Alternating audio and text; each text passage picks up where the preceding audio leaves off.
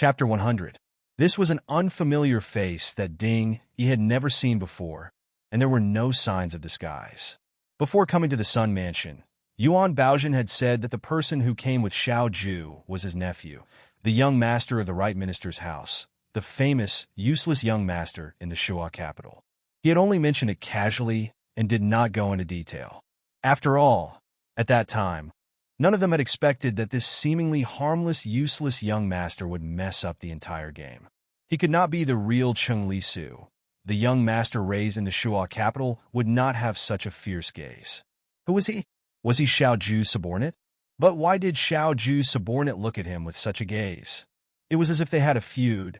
Looking at the young man in front of him, Ding Yi said, "Are you trying to act mysterious here?" Yin chuckled, "Are you scared?" Ding Yi's smile faded. "You're so stubborn that it's hard to like you." As he finished speaking, the dagger in his sleeve suddenly grew a few inches and quickly stabbed towards Yin. Yin spun around and flew up. The two figures wrestled together, and the silhouettes reflected on the window were particularly eerie. If the servants of the Sun Mansion were to pass by at this moment, they would probably confirm the rumors of ghosts. Yin was slightly surprised. At that time, she had fallen into Ru Fei's trap, and it was this person in front of her who had given her the medicine that caused her to go blind. She had always thought that Ding Yi was just a servant who worked for Ru Fei. Later, when she met Yuan Baozhen, she knew that this person's skills were not bad, but only when she personally fought with him did she realize that Ding Yi was more powerful than she had thought. His skills were far superior to the head assassin, Ying Yu. Not only did he have such skills, but he was also very cautious and would not make a move unless he was completely confident. Therefore, even if it was an assassination at the banquet, he would be the last chess piece and would not make a move unless it was absolutely necessary. The incense ball was the same. It had to wait for Xiao Ju to be poisoned and weak before it could be used to kill her in one shot. Today, Ding Yi had set a trap for He Yin to fall into it. However, he was just thinking that no matter how outstanding He Yin was, he was just a 16-year-old boy. He couldn't be that powerful. This person was both conceited and cautious. He was conceited because he was confident in his skills and abilities. He was cautious because he wanted to be absolutely safe. He was not to be underestimated. Ding Yi was also shocked. He had never seen such an opponent before. It was said that Xiao Ju, the commander-in-chief of the Right Army, was skilled in both the pen and the sword and rarely had a match. He really wanted to fight with her, but Ru Fei had repeatedly warned him not to fight with Xiao Ju, so he could only make his move secretly and wait for an opportunity to strike. A person like him would never be able to compete with others openly. He was like a rat hiding in a ditch, only able to hide in the dark. Having a body full of martial arts skills, but nowhere to display them was like walking in the night in brocade clothes. In Ding Yi's heart, it was not that he did not feel disappointed. This boy had a mysterious background, and he was eager to try. He wanted to defeat him openly and then use him to scheme against Xiao Ju. This way, he could show off his abilities. However, after this fight, he realized that he had been too careless. This boy's skills were not weak. The dagger brushed past He Yan's head. Ding Yi's palm came and hit He Yan's left shoulder, causing her to retreat a few steps and knock over the Buddhist statue on the table. "You are being disrespectful to the Buddhist statue," He Yan said. "Aren't you afraid that the Buddhist statue will come to you at night?" Ding Yi looked at her unhappily. This boy had been hit by his palm, yet he could still talk. He sneered. "Do you know that a Buddhist statue here represents a dead person? You will soon join them." He Yin reached out and touched her shoulder, revealing a frightened expression. "Don't tell ghost stories at night for no reason." Although she said this, she did not hesitate to stab Ding Yi with the dagger in her hand. Ding Yi dodged, and the dagger flicked his hat off, causing it to fall to the ground. He Yin sighed in her heart. She did not have any weapons when she came out. This dagger was the one she used to cut the deer meat on the first day she came to the Sun family's banquet. At that time, Xiao Ju was stabbed, and she rushed in to help in a hurry. This dagger used to cut the deer meat, at this moment, seemed too elegant and impractical. Just as she was thinking, Ding Yi came forward again. He Yin dodged the tip of the dagger and was hit on the back by his palm. He suddenly felt a sweet taste in his throat. Although Ding Yi used a dagger, He preferred to fight barehanded. He was very confident in his own skills, which was why he did this. After being hit by 2 of my palms, you are still standing? Ding Yi's eyes moved slightly. You are the first. He swallowed the blood in his throat and smiled. You are also the first to be able to survive 2 of my palms. You have a sharp tongue, Ding Yi said, and ran forward again. He turned around and fled to the window. Lady Yi's body was still too weak. Perhaps God was like this, and there was no absolute fairness in the world. A woman's mind was more delicate than a man's, and her body was destined to be weaker than a man's. Although she was brave and good at fighting in her previous life, she was now only a 16-year-old girl. Before this spring, she had never learned any martial arts. Her inner strength was not as strong as Ding Yi's. You want to escape? Ding Yi laughed and reached out to grab He Yan's collar and pulled back. He Yan's body was pulled back by him, and he fell into the shrine. Incense ashes scattered in the air. No one will come here at night. Ding Yi laughed. If no one dares to come, you can only wait for death here. He Yan stood up and kicked away a Buddha statue in front of him and laughed. I am a dead man. Her casual movements made Ding Yi feel extremely familiar, and he was stunned for a moment. Ding Yi was He Rufei's subordinate and had been with He Rufei for many years. They had always lived in a courtyard, far away from Shuajing. In the past few years, He Rufei had trained Ding Yi to be a man of sacrifice. Ding Yi was very skilled, knew how to make poison, knew how to disguise, and was very meticulous. Even if he was someone else's subordinate, he was still very outstanding. His skills naturally needed to be put to good use. However, when they returned to Shuajing, Ding Yi's first task was to make a bowl of poison that could blind people and deliver it to young Mistress Su, He Rufei's cousin. At that time, he was very dissatisfied with this task and did not know why He Rufei gave the order to kill his cousin. The fight between women was a matter of the harem. What use was there for him? It was a waste of talent. Ding Yi felt insulted. He Rufei told him, don't underestimate her. You have to be careful, and don't let anyone find out. Ding Yi was very confused. How powerful could a woman be? Why did he have to be careful? Half curious and half disdainful, Ding Yi entered the Su family and stayed there for 3 days. It was during these 3 days that he realized that young Mistress Su was not a simple woman. She was very sensitive. Sometimes, when Ding Yi hid in the dark and wanted to observe her, she immediately noticed that something was wrong. There were a few times when Ding Yi almost exposed himself. In the end, he had no choice but to use the identity of He Rufei's servant to hide in the Su family. Although young Mistress Su was cautious and sensitive, she trusted the He family very much and gave him an opportunity. He still remembered that the bowl of medicine was given to young Mistress Su. When young Mistress Su heard that it was a tonic sent by the He family, she drank it all without thinking. At that time, he did not know what to feel. This kind of woman with such skills and ability, if he fought her openly, he would have to put in a lot of effort to take her life. However, as long as someone close to her took action, she could get what she wanted with just a bowl of medicine. She did not even need to put in much effort. No wonder people always said that the only people who could be deceived and hurt were the people close to them.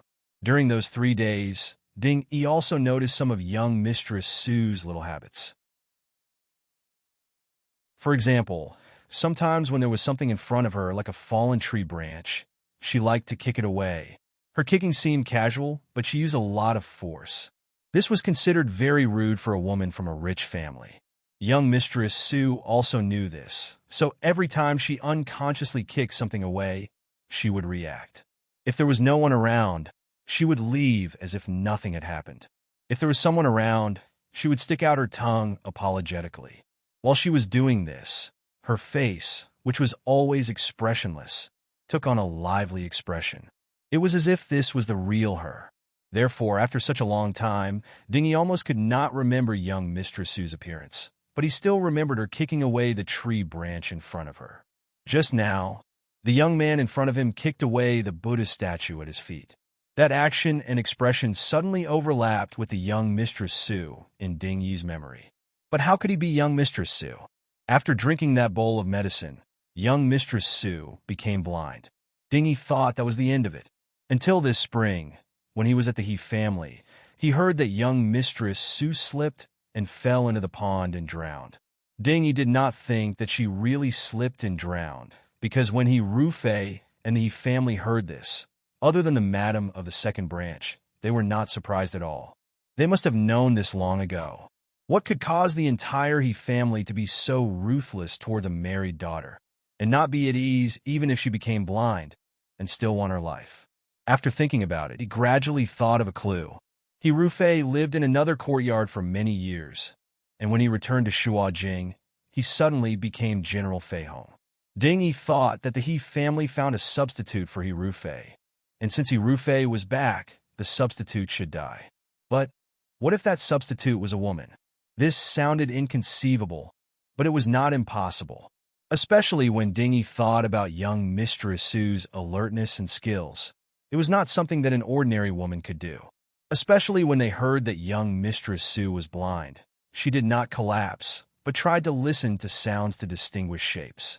Perhaps it was because of this that the He family felt uneasy. What they needed was an obedient blind person. If this blind person could walk, move, and talk, they would not be at ease. The young Mistress Sue that he had blinded might be the famous General Feihong. Every time he thought of this, Ding Yi felt proud and regretful. He was proud that he had quelled the chaos in Xichang, and that the General Feihong, whom many people were afraid of, had been defeated by a small character like him. Regretfully, although he had schemed against young Mistress Sue, it was not honorable. It was just a bowl of medicine. The light was dim, and the young man's appearance was blurred. Yan's eyes curved. It's not a good habit to be absent-minded during a fight. Her voice was accompanied by her movements. She was as nimble as a ghost, and in the blink of an eye, she was in front of Ding Yi. The dagger scratched his sleeve, leaving a bloody mark. Yan had stabbed his arm. "Is this all you've got?" Ding Yi's eyes flashed with excitement and a little disdain. This young man was definitely not General Feihong. General Feihong was more than this. He disapprovingly tore off the part of his sleeve that had fallen out. He looked at Yan and laughed. "I don't care if you're a human or a ghost. You're going to die today." He rushed towards Yan. The room was very spacious, but because there were Buddhist statues everywhere, it seemed narrow and cramped. Ding Yi had been practicing martial arts since he was young. He had a strong inner strength, and his methods were treacherous and dangerous. If not, he would not be He Rufay's trusted aide. Yan had fought with him for 4 or 5 moves. The places where she was hit were covered with wounds. The most serious injury was on her back, which was cut by Ding Yi's dagger. The window was right in front of her, but she could not escape. She was caught and thrown to the ground. Ding Yi grabbed her head and looked at her in confusion. "Who are you? Who do you think I am?" The young man's lips were bleeding, but his expression was indifferent, as if he did not feel pain. Even his smile did not change. In a trance, Ding Yi thought of young Mistress Sue. This thought made him unhappy. He tightened his grip on Yan's neck and said, "If you don't tell me who you are, I'll kill you and bury you here. There are Buddha statues and spells everywhere. You'll never be reincarnated."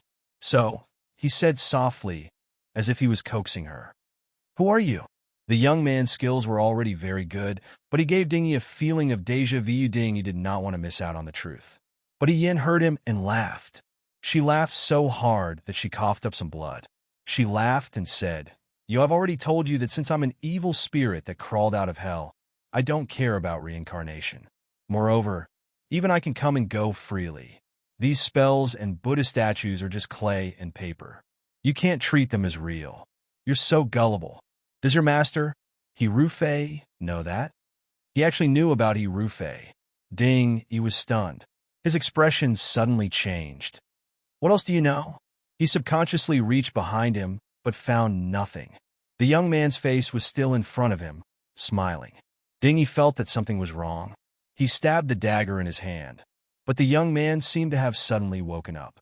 He gently pulled back and escaped from Ding Yi's control. She held a small plum blossom dart in her hand. She leaned against the shrine and played with it. She said, "Is this your trump card? You even hid it in your clothes. If you hadn't been beaten up so many times, I wouldn't have found it." Ding Yi's face suddenly darkened. Are you playing with me? I wouldn't dare, the young man smiled. It's just that I can't fall for the same trick twice. I came prepared. It's not your fault. You hit it very well. In her previous life, this person had brought her a bowl of medicine. Yin had become blind. Seeing him again in this life, she felt that there was something wrong with the wine at the banquet. In Yuan Baojian's room, Ding Yi had even given her a fragrant ball. If he wasn't a frequent user of poison, he wouldn't have carried so many poisons with him. Because of this first impression, she paid special attention to this person. Ding Yi's fingertips were black, as if they had been soaked in medicine for many years. His skin was chapped. This was a pair of hands that used poison, together with the hearts of the assassins. This person must have been a sinister person. He must have hidden poison weapons on him. The dagger was just a distraction. The real trump card was the poison plum blossom dart. It wasn't difficult to fight him in close combat. The difficult part was that if this person was forced to use his trump card, he would be seriously injured or even killed. Ian didn't dare to gamble with his life. She observed Ding Yi and found him to be very conceited. Although he had a dagger, he was used to fighting with her barehanded. He was confident that his skills were not inferior to hers. Therefore, Ian deliberately exposed his weakness and pretended to be weak. He was just an ordinary young man who was slightly skilled but slightly inferior. Sure enough, Ding Yi began to underestimate his opponent in a moment. She successfully stole Ding Yi's trump card. Ding Yi said fiercely, I must kill you. Do you think you still have the chance? Yin snapped his fingers. Now it's your turn to be beaten. The two figures rushed together. The young man who seemed to have weaker internal strength was indeed a disguise. Her movements were faster and fiercer. In a moment, she kicked away the dagger in Ding Yi's hand. She lowered her body to avoid his big palm. Without turning her head, she stabbed Ding Yi's waist with the dagger. You! He widened his eyes in disbelief. Yin kicked his knee, causing Ding Yi to kneel in front of him. Yin grabbed his hair and said, Now it's my turn to ask questions. Why did Ru Fei want to kill Xiao Ju? Are you working for Prime Minister Su? What benefits did he promise you? What did Ru Fei want to do? She spoke quickly and anxiously. Ding Yi was stunned for a moment. Then he slowly smiled. I won't tell you, he said.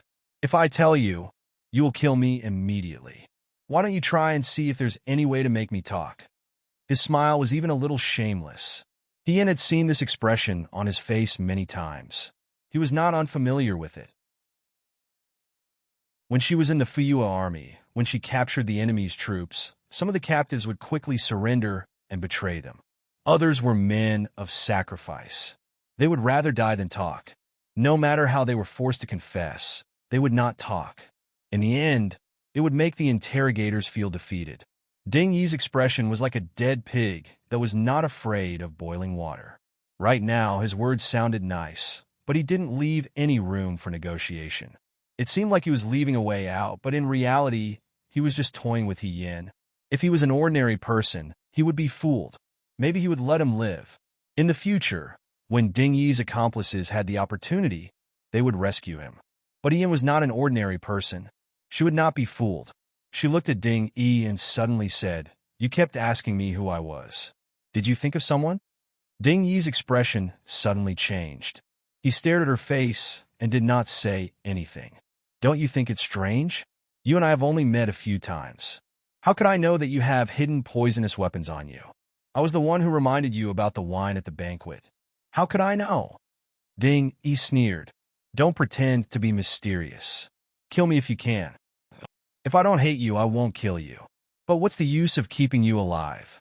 I live for revenge. Gods and Buddhas can testify that I'm not lying. Yin laughed in a low voice, as if to cater to this strange atmosphere. In the autumn night, there was a sudden clap of thunder. Lightning lit up the room.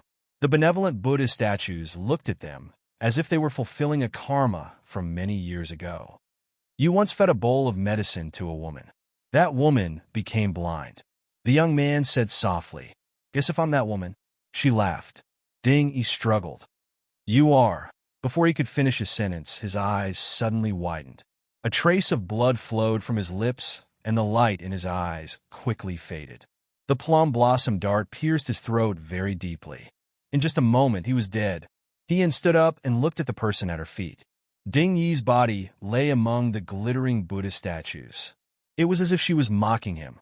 She said in a low voice, "You can die here and see if you can be reincarnated." She turned and walked out. Yin could not keep Ding Yi alive. She did not even know where to hide such a person. If Xiao Ju found out and asked her why she was investigating the He family, Yin would not be able to explain. Since he was a man of sacrifice, there was no point in keeping him alive if he did not want to reveal his secrets. Moreover, this person had done many evil things. His death was not to be regretted. Dying here was the best ending for him. After all, this courtyard was haunted. It would take a few days for someone to find his body. Thunder rumbled outside, and the autumn rain began to fall. Yin stumbled towards the direction of the house. Although she used herself as bait to lure Ding Yi to let his guard down, she did suffer a lot of injuries. Her body was not as strong as it was in her previous life. Ding Yi was also not an ordinary person. She might have underestimated Ru Fei's strength. The wound on her back was drenched by the rain. The blood flowed into the courtyard and was quickly washed away. Yin felt that all the strength in her body was disappearing. This was probably the most embarrassing situation she had ever been in since she was reborn. Fortunately, when she went out, Xiao Ju and Fei Nu were not around. It had only been a short while, so they probably had not returned yet. She had to quickly go back and change her clothes, pretending that nothing had happened. The house was right in front of her. Yin jumped in through the window. Seeing that there was no one in the house, she was relieved. She muttered in a low voice, "Fortunately, I was not discovered." Just as she finished speaking, she heard someone's voice. "It's too early for you to be happy." With a pa sound, the room suddenly lit up. Yin's entire body froze. A person was sitting in front of a small table in the middle. He was playing with a fire starter in his hand. The light on the table flickered. That person had handsome eyebrows and neat clothes. He turned his head and glanced at her. "You're back." It was Xiao Ju. Yin's heart trembled. She quickly regained her senses and said, "Uncle, this is a misunderstanding. I just realized that I can see. I met an assassin outside." Before she finished speaking, the young man sitting in front of the small table was already in front of her. He pulled out a sword and stabbed it towards her chest. Yin hurriedly reached out to block it. The tip of the sword did not want to kill her. It turned a corner and sliced open her clothes. Swish, the blood-stained clothes were torn to shreds. The girl's body was pale and weak. Her chest was wrapped in layers of white cloth, like a bud. Yin's face suddenly turned red. Xiao Ju hugged her from behind. The scabbard was pressed against Yin's neck. Their breathing was tense. "The liar is here." He curled the corners of his lips, as if he was the lazy and dissolute young man in white robes under a big tree. His voice contained a hint of mockery as he indifferently laughed. "Should I call you Yin, or eldest Miss He?" The end of the second volume.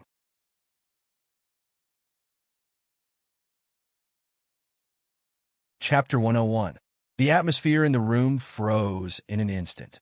It should have been a scene that made people blush and their hearts race, but when it was said by the person in front of them, there was no longer a trace of ambiguity, only the embarrassment and danger of being seen through.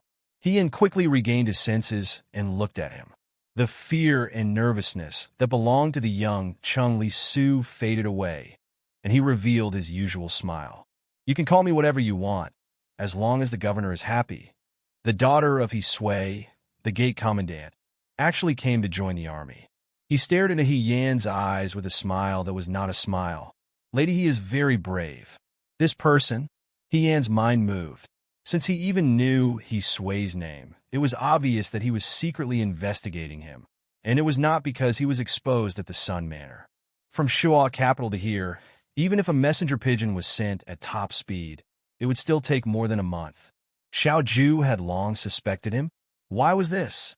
The young man smiled. "I did not expect the governor to pay so much attention to me. I am ashamed." Yin's face did not show any panic. Even if he was surprised, it was just a flash. Even now, if it was a normal woman, her clothes were pulled open and her identity exposed, she would probably be ashamed and angry. This person, on the other hand, looked like he did not care at all. and his heart was bigger than a man's. Perhaps it was because of this that from Jingcheng to Liangzhou, and even after staying in the Liangzhou guards for so long, no one discovered that he was a woman. When Xiao Zhu received the secret letter from Shuo capital, she could not believe it. The gate commandant did have a child called He Yin, but it was a daughter, not a son. He also had a younger son called He Yinxing. Half a year ago, He Yan's daughter was killed by thieves on a boat on the Chunlai River. She sank into the river, and her body was still not found. According to the time, it was the day that He Yin joined the army. But for a woman to come out and join the army without being discovered for 1 or 2 days, and be safe and sound for more than half a year, it was either that the people around her were blind, or that this person was too good at disguising. Xiao Zhu was not blind. Thinking carefully about the moment when she interacted with He Yin, she felt that this person was very good at disguising himself. She was born delicate and weak, and her figure was small and thin, but people would not associate her with a woman. This was because no ordinary woman would be so casual about trifles. Moreover, she was one of the best in the Liang Province Guards. "Why did you come to the Liang Province Guard?" He Yin thought quickly and replied, "I committed a crime in Shuajing. If I was caught, I would be dead. I had no choice but to join the army." What is it? Even now, this person still did not believe her. She had clearly investigated everything. He Yin sighed. There was a young master from a wealthy family who coveted my beauty. He kidnapped me and wanted to take me as his wife. Unfortunately, an assassin came and took his life. If I stayed on the ship alone, I wouldn't be able to explain myself. Perhaps others would think that I was in cahoots with the assassins. I had no choice but to join the army. He Yan's words were half true and half false. He sounded very sincere. Xiao Zhu looked at her playfully. "Coveting your beauty?" He Yin. What did this mean? Was he looking down on her? He Yin had looked at himself in the mirror before. Missy's face could definitely be called dainty and charming. After all, not everyone's standards are as high as the governor's, she said with a fake smile. Xiao Zhu nodded. So that's how it is? He Yan's words were half true and half false. She knew that Xiao Zhu was not easy to fool, but she did not expect him to believe her so easily. She did not expect him to stop talking about it. "Why did you come out in the middle of the night?" His gaze swept over He Yin, and the smell of blood was hard to hide. It dyed the mattress on the bed a light red. This person actually knew that she was injured. Even so, he didn't have any pity for her. He questioned her, and now, he didn't even move his hand away from her neck. In Xiao Zhu's eyes, there was probably no difference between men and women. "I killed Yuan Baozhen's guards," she said. After a while, Xiao Zhu raised her eyebrows. "Why?" "In the past few days when the governor was not in the Fu, Yuan Baozhen kept coming to see me. I always felt that he was suspicious of me. Later, I overheard their conversation." He Yin paused before continuing. "They seemed to be following the orders of a person called Su Xiang to take your life. They were also the ones who prepared the banquet." "You mean Su Xiang?" Xiao Zhu looked up at her. Her limpid eyes showed a strange emotion. He Yin shrugged. "Yes, you can think about whether you have offended someone called Su Xiang. I woke up because of the cold. When I woke up, you were not there. The window was open. When I closed the window, I saw someone pass by. That person deliberately led me to the abandoned courtyard of the Sun Fu. He was Yuan Baozhen's guard. He wanted to use me as a hostage to tie you down." He Yin shook her head. "But I am not the real Cheng Li Su. I don't think the governor would give up for me. What if the governor killed me with an arrow to prevent future trouble? After thinking about it, I could not fall into his hands. I fought with him for a long time and finally killed him." He Yin gestured for her to look at herself. "That's how I ended up like this." Although she said it casually, she was still injured. Her complexion was not good, and her body was losing strength. To be able to kill Yuan Baozhen's guard and still be alive, you are very capable. "I think so too." He Yin forced a smile. "Then, Governor, do I have the qualifications to enter the Nine Flags Battalion now?" She did not hide her desire to enter the Nine Flags Battalion. "You think you can enter the Nine Flags Battalion?" Xiao Zhu asked. "Of course, and I helped you get rid of a big problem." "Governor, you should reward me. Xiao Ju was not angry.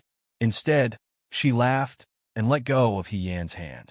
She looked down at her and said mockingly, "Sending you back to Shuajing tomorrow will be my reward for you." "No." He Yan sat up straight, and with this movement, it pulled on his wound, causing him to hiss in pain. She said, "I can't go back to Shuajing. If I go back to Shuajing, the Fan family will not let me go. Governor, do you have the heart to let a good person be wrongly imprisoned?" "Have the heart. Yan, you can't do this. You don't have the qualifications to negotiate with me." Ian said so much that she felt dizzy. She was afraid that if she continued, she would not be able to hold on.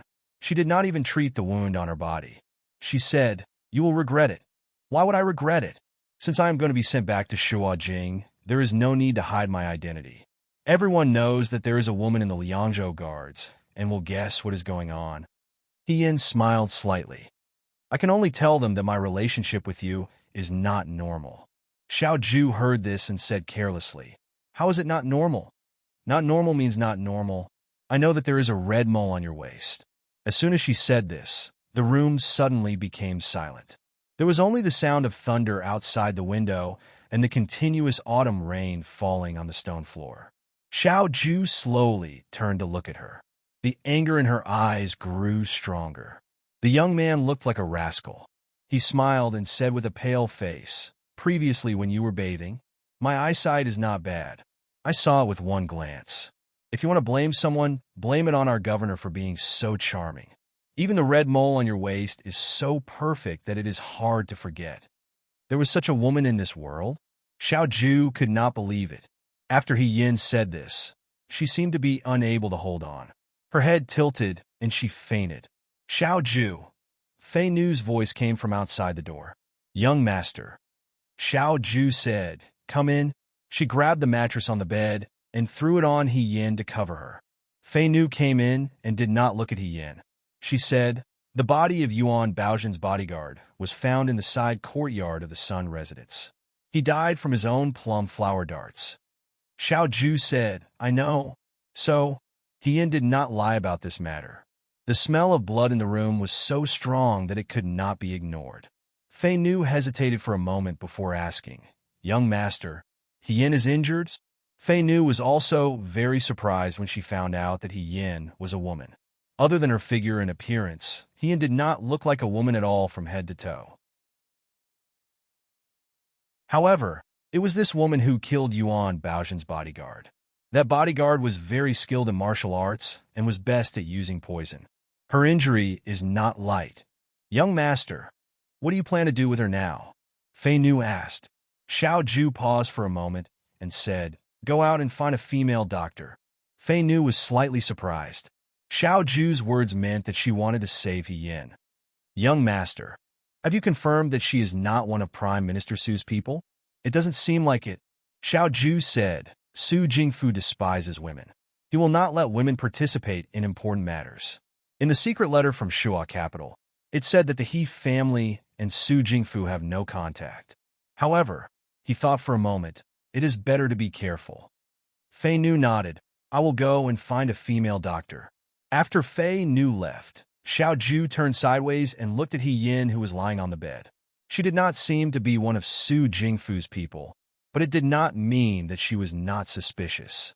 A 16-year-old girl who was born in the family of a military officer at the city gate. Even if she had practiced martial arts since she was young, she should not be so outstanding and invincible in the Liangzhou guards. How could an ordinary person have such willpower to mingle in the military camp? It should be known that there were men who could not bear hardships, but she did not complain. If she joined the army only because of the matter with Fan Sheng, it was a bit far-fetched. Moreover, she had always wanted to join the Nine Flags Battalion. The rain continued to fall, and the girl's face was pale. When she returned, she saw that she was covered in wounds, especially the knife wound on her back. It was very deep and long, but she did not cry out in pain. Even when she fainted due to exhaustion, the corners of her mouth were still curled up. She looked like a rascal. There was such a girl in the world. She was powerful and hateful. She was cunning and shameless. Xiao Ju closed the window and left. When Hien woke up, the sky was already bright. She was sleeping on the bed she usually slept on, but her clothes had been changed. Hien sat up and unconsciously opened her inner clothes. She saw that there was a white bandage wrapped around her waist. The wound from her fight with Ding Yi last night had already been bandaged. Thinking back carefully, he recalled what had happened last night. She remembered that she and Xiao Ju were at loggerheads. She used the red mole on Xiao Ju's waist to threaten the other party. Xiao Ju was very angry, and then she did not know what happened. She must have fainted. But now, she touched her head. Her hair was still in the bun, and her clothes were men's clothes. No one else knew that she was a girl. Was Xiao Ju keeping it a secret for her? Hien sighed in relief. She looked to her side and did not see Fei Nu or Xiao Ju. Did the two of them know that she was a girl, so they simply left her in the Sun residence? Hien wanted to get out of bed, but when she moved, a small bottle with a long neck rolled out from her chest. She opened the bottle, and there were some black pills inside. There was also a note beside the bed. It said, "Wake up and take medicine." The handwriting was sharp and strong, and it was very beautiful. Hien recognized that it was Xiao Ju's handwriting at a glance. When she was in the Xianchang school, Xiao Ju was outstanding in everything. Even the essays she wrote were hung at the entrance of the school for people to see. Hien had a deep impression of this handwriting. She secretly copied a few copies and wanted to imitate it, but because she could not write the feeling of Xiao Ju, she gave up. Second young master Xiao left a note for her to take medicine. It should be relatively peaceful, and nothing should happen for the time being. Hien thought to herself. Suddenly, she remembered something and looked at herself. If she wanted to protect her identity as a girl from being exposed, she could not use the servants of the Sun residence. Then who changed her clothes? Who helped her bandage her wounds? Xiao Ju could not be, so it must be Fei Nu? Although she had been in the army for many years and did not care as much about her skin as other girls, she still felt uncomfortable thinking about it. It was as if she had been taken advantage of. But it was useless to think about it now. The other party had good intentions. She got out of bed, put on her shoes, and opened the door to take a look. As soon as she went out, Hien felt that something was wrong. Because of the assassin at the Sun family's banquet, the servants of the Sun residence were not allowed to go near the room that Hien and the others lived in. However, there were still maids sweeping from a distance, but today there was not a single one. Looking from a distance, it looked like the entire Sun residence was empty. Even if Xiao Ju wanted to abandon her and not care about her, why was the entire Sun residence empty? Could it be that something had happened? Hien was confused. After thinking about it, she decided to go outside. She walked past her room, turned around the garden, and arrived at the main courtyard. She saw many soldiers wearing red armor surrounding the main hall. The maids and servants were squatting in several rows. Sun Xiangfu and his son were surrounded in the middle. Yuan Baozhen stood to the side, facing off against Xiao Ju. She had just woken up from a nap. Why were they fighting? Hien was deep in thought when she met Xiao Ju's gaze. His eyes were cold, inexplicably reminding Hien of what happened last night. He was inexplicably embarrassed, but after thinking about it, he braced himself and used Chung Li Su's unique happy tone to call out, "Uncle." The tense atmosphere was suddenly interrupted by him calling out, "Uncle." Everyone turned to look at her. Yuan Baozhen's eyes flashed. "Young Master Chung, you can see?" Hien remembered that she had not tied the cloth around her neck. However, that was not important now. Ding Yi was dead, and her identity as a woman had been exposed by Xiao Ju. It seemed that Xiao Ju had finally found the person who tried to assassinate her. Now was the time to settle the score. She was just a small person.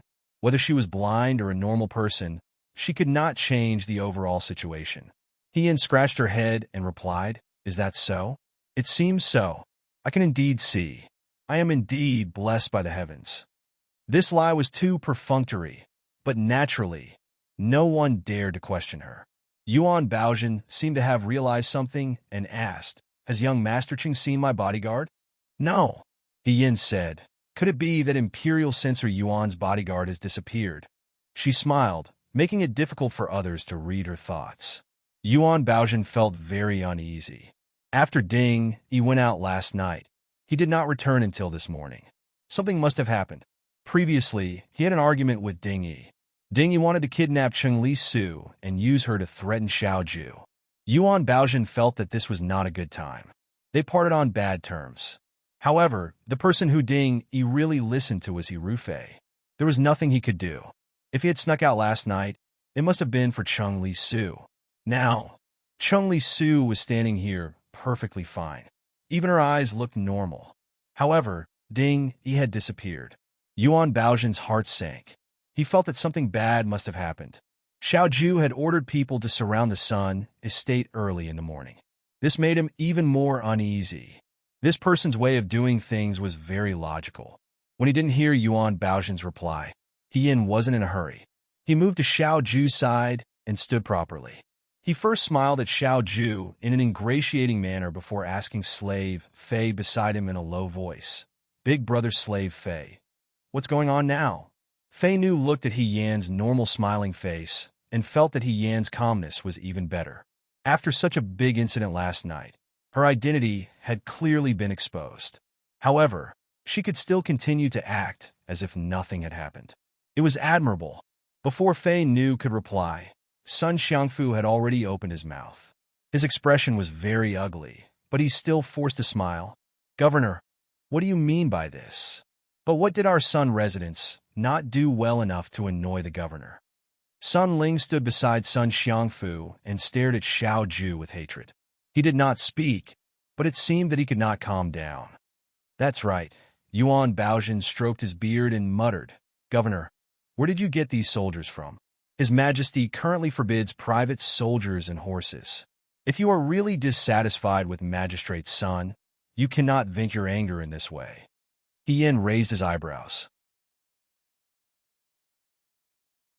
These words were harsh, accusing Xiao Ju of two crimes in one breath. One was privately raising soldiers, and the other was using public office to avenge private wrongs. What a sharp tongue. Hearing this, Xiao Ju curved her lips and said, Imperial Censor Yuan is overthinking. These are soldiers that I borrowed from Shaolin County. The crime of privately raising soldiers and horses is not something that I can bear. I wonder if Imperial Censor Yuan can bear the crime of slandering an official of the Imperial Court? Soldiers from Shaolin County? Yuan Baozhen's body stiffened. How is this possible? The leading red-clothed soldier cupped his hands and said, I am here on the orders of Shaolin County Chief Shi to assist Governor Imperial Censor in investigating the murder of an official's family by the magistrate of Liangzhou. Murder of an official's family? When Sun Xiangfu heard this, he subconsciously cried out, Governor, I am innocent. The assassin in the residence has nothing to do with me. I don't know what is going on. You can't accuse me. Furthermore, the young master can see now. You can't arrest people just because you are angry. I am innocent. I am innocent. His cries were tragic and heartbreaking. Hearing this, Xiao Ju sneered, who said that the official's family was referring to Cheng Li Su, not Cheng Li Su. Everyone, including He Yin, was stunned. At this time, a clear female voice came from outside the courtyard. I am the one who was murdered. Two people came into the courtyard. One was Xiao Ju's bodyguard, Qi Wu. The other was a Niao Niao wearing a warm dress. Her hair was tied into two buns. She had bright eyes and white teeth. Who else could it be but Song Tao Dao? Under the protection of Qi Wu, Song Tao Dao walked over to Xiao Ju and scolded Sun Xiangfu and Sun Ling. I am the daughter of the Vice Minister of Internal Affairs. You dare to kidnap me on the street? If it weren't for second young Master Xiao and young Master Cheng saving me, I don't know what would have happened to me. The people from Wanhua Pavilion have already been captured by second young Master Zhao's people. There are witnesses and evidence. Let's see how you will deny it this time. When I return to Shuajing, I will tell my father about this. You can all wait to lose your heads. This little girl looked sweet, but her words were very imposing. She must hate Sun Ling. If it weren't for Sun Ling, she wouldn't have ended up in Wanhua Pavilion and suffered so much. Her fingers were almost broken. In other words, if it weren't for He Yin accidentally saving her that night, this little girl would have been ruined by Sun Ling's Sun Xiangfu, and Sun Xiangfu's faces were ashen. If it was Xiao Ju and Chung Li Su who were involved in the murder of an official's daughter, they could still argue. After all, the assassins were all dead, and there was no evidence to prove that they were involved. But who knew that Xiao Ju would go so far and find such a little girl? Who would have thought that the girl Sun Ling kidnapped was the daughter of an official in the capital? But in these years, how could this be the only evil thing Sun Ling had done? The girls who were kidnapped to the Sun residence came from all over the country. There were also daughters of wealthy families or officials. But once they arrived in Liangzhou, it was like a needle in the ocean. There was no way out. Sun Xiangfu and Sun Xiangfu had covered the sky here for so many years that it had long been dark. Whether it was the daughter of a poor family or the daughter of a wealthy family, once they arrived here, there was no difference. He stared at Xiao Ju's back and couldn't help but clap for him in his heart. Second young Master Xiao was nowhere to be seen these days. It turned out that he was busy with this matter. At that time, he thought that he took Song Tao Tao away to protect her. Now it seemed that wasn't the case. After all, if Xiao Ju took Song Tao Tao with him and left her in the Sun residence, even if Sun Ling recognized her, he wouldn't dare to do anything. He sent Song Tao Tao away to prevent the Sun father and son from suspecting anything. Now, Song Tao Tao's appearance was the most important straw to convict Sun Xiangfu. This is all a misunderstanding. Commander-in-Chief, let me explain. Sun Xiangfu kicked Sun Ling, causing him to kneel down. Sun Xiangfu scolded, "Unfilial son, you've caused such a huge mess. What should we do now?"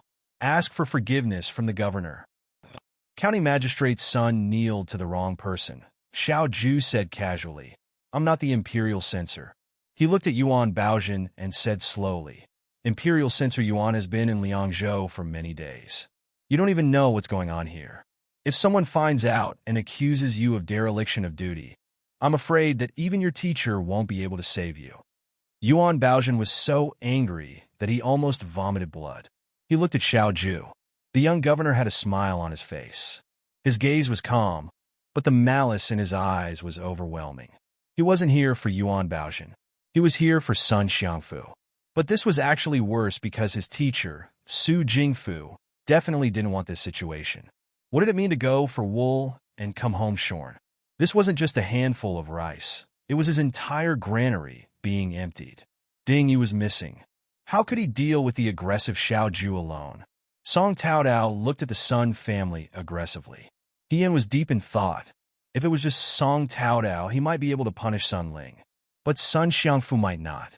If there was someone protecting him, Sun Xiangfu might still have a way out. When Xiao Ju made a move, would he leave a way out for others? Ian didn't think so. "Governor, please listen to our explanation. I'm really innocent." Sun Xiangfu and Sun Ling cried and howled. This matter concerned him. Yuan Baozhen said with difficulty, "Governor, maybe there really is a misunderstanding." Xiao Ju looked at him with a faint smile. After a while, he nodded and said, "Go to the side courtyard." "Go to the side courtyard? Why go to the side courtyard?" When Sun Xiangfu and his son heard this, their expressions changed drastically. They almost fainted. The red-armored soldiers escorted Sun Xiangfu and his son to the side courtyard with the rest of the people. It rained last night. The dust on the ground of the courtyard was washed clean by the rain. It was originally a quiet and peaceful scene, but now it was overflowing with desolation and misery. Ian looked sideways at the room next to him. The door was tightly shut. When he thought of the Buddha statues on and under the table last night, he couldn't help but feel disgusted. But why did Xiao Ju bring them here? Yuan Baozhen also didn't understand. "Governor, do you want to dig 3 feet underground? Let great Imperial Censor Yuan see what's underground." Although he was smiling, his expression was indifferent. His tone was very calm. He ordered the soldiers, "Dig." The soldiers obeyed the order. They searched the Sun family's residence for hoes and sickles and dug down. When Sun Xiangfu and his son saw this, they seemed to be unable to hold on. Their legs went soft and they fell to the ground. Their faces were ashen. Song Tao Tao asked Yin in a low voice, "What's underground?" The house was full of Buddhist statues, the talismans pasted on the door, and the overgrown weeds that grew in the deserted courtyard. Tian's expression became serious. He could roughly guess. She didn't say anything. She really didn't know where to start. After a while, someone said, "Governor, there's something here." It was a female corpse wrapped in a mat. Her body was very small, even smaller than Song Taotao's. The clothes she wore had already rotted, revealing her white bones. It was unknown how delicate she was in the past. She was pitiful and cute. "Continue," Xiao Ju said. Not long after, someone else said, "There's a corpse here." It was also a female corpse. Her hair was long, and it seemed like she had died not long ago. One could vaguely see her charm when she was alive. The third corpse, the fourth, the fifth, in the end, no one said anything. There was only the sound of digging. There was a deathly silence in the air. It was hard to imagine that the ground of this courtyard could hold so many corpses. The courtyard was full of corpses covered in white cloth. There was no place to put them, so they could only be piled up together. Under the deserted courtyard, there were countless skeletons of women buried. Perhaps there were gentle and shy flower girls, but there were also beautiful women. Here, regardless of whether they were rich or poor, high or low, they were all turned into mud and piled up into a mountain of unrecognizable corpses. These were all women who had been kidnapped by Sun Ling, then bullied and killed. They had suffered a great disaster when they were alive, and they could not rest in peace after death. The guilty man piled up countless Buddhist statues and talismans to suppress and curse them. The altar lamp swayed forever. To these women, their lives were like an eternal night. There was no light. Ian took a deep breath. The sins committed by Sun Xiangfu and his son were not covered by heaven and earth. God was angry and people abandoned them. Even after death, they were still punished.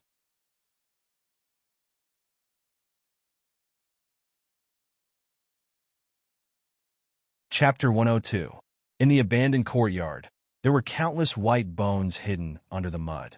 Song Taodao did not dare to look and turned his face away. He was furious. After the last corpse was moved out, there was no other place to stand in the courtyard. Even though the red armor soldiers of Xiaoling County had seen many tragic scenes, they could not help but feel a chill in their hearts. Yuan Baozhen was also speechless. What does Imperial Censor Yuan want to say? Xiao Ju spoke slowly. Or is it that in your heart, this is still a misunderstanding? How can this be a misunderstanding? Without waiting for Yuan Baozhen to open his mouth, He Yin spoke first. This is Magistrate Sun's own residence. If someone were to bury female corpses here, behind Magistrate Sun's back, it would be fine if it was one or two corpses, but if dozens or even hundreds of corpses were buried here, it wouldn't be hard to find out why an assassin would sneak in. The Sun family's front door is probably made of paper. Could it be that Magistrate Sun's family guards are all deaf and blind?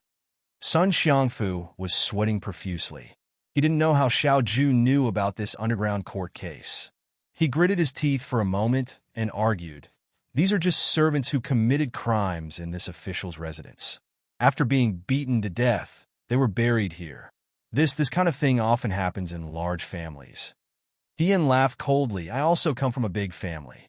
Big families do not have this kind of cruel behavior. If these are servants who committed crimes, I would like to ask Magistrate Sun to take out their contracts. I think it would also record the reason why they were killed. In addition, the corpses on the ground are all women. Magistrate Sun, these are all your servants? You are a 7th-ranked magistrate, and you have hundreds of servants in your residence. You can kill them as you wish. You are even more powerful than His Majesty." At the end of his words, his eyes and tone became fierce. It was difficult to resist. When he said this, Sun Xiangfu quickly knelt down and kowtowed, crying loudly, "No, no, I am wronged. I am wronged." He kept repeating the same words over and over again, but he couldn't say why he was wrongly accused. The situation was already hopeless. Tian's anger still hadn't subsided. He only felt that the person in front of him was really hateful. Last night, when she was fighting with Ding Yi had said that every Buddhist statue in the room was a dead person. At that time, She had thought that Ding, he was joking to scare her. Now it seemed that it was true. How ridiculous was that? Sun Ling and his son had done all kinds of evil in Liang province. They had kidnapped countless women, and if they did not like them, or if they were just tired of looking at them, they would easily take their lives. To be buried in the Sun family's backyard was already considered good. At least there was still a whole corpse. Who knew if there would be even more pitiful ones who would be thrown into a mass grave after death, and even their corpses would be eaten clean by the wolf beasts, leaving no trace behind. How arrogant and inhumane was this? Song Taodao felt a chill in her heart. If she hadn't met He Yin that night, would she have been like these women, becoming a pile of yellow soil and rotting in this dark underground, never to be discovered by anyone? Her eyes reddened, and she said hatefully, "This is too despicable. We must avenge these women." As soon as she finished speaking, she felt someone poke her arm. She turned her head to look. He Yin was giving her a look, indicating for her to look at Yuan Baozhen. In an instant, Song Taodao understood what he meant. She turned to Yuan Baozhen and shouted, "Uncle Yuan, I've suffered so much this time. You're the only person I trust here. You have to make a decision for me." Song Taotao's father used to be Yuan Baozhen's superior. Yuan Baozhen boasted that he had a close relationship with the Song family. Naturally, he could not ignore Song Taotao's words. He wiped his sweat and smiled. "Of course. Commander-in-Chief, this corpse is a bit different," a red-clothed soldier said. He squatted down, picked up a handkerchief, and wiped the face of the person on the ground, revealing the face. In the room full of female corpses, this person was the only man. He had died not long ago, and his expression was terrified. Tisk, the person who spoke was Xiao Ju. He stood there and said slowly, "Looks like Imperial Censor Yuan's bodyguard has been found." The male corpse that was dug out was Ding Yi, whom Yuan Baozhen had been looking for since early in the morning. He Yin, after she killed Ding Yi last night, she was not in the mood to collect Ding Yi's body. She left immediately. However, Xiao Ju discovered her identity and told Xiao Ju that Ding Yi was dead. This was done by Xiao Ju. She dragged Ding Yi out and buried him. Now that she dug out his body in front of Yuan Baozhen, He Yin felt a trace of sympathy for Yuan Baozhen. Yuan Baozhen's lips trembled, and he could not speak for a long time.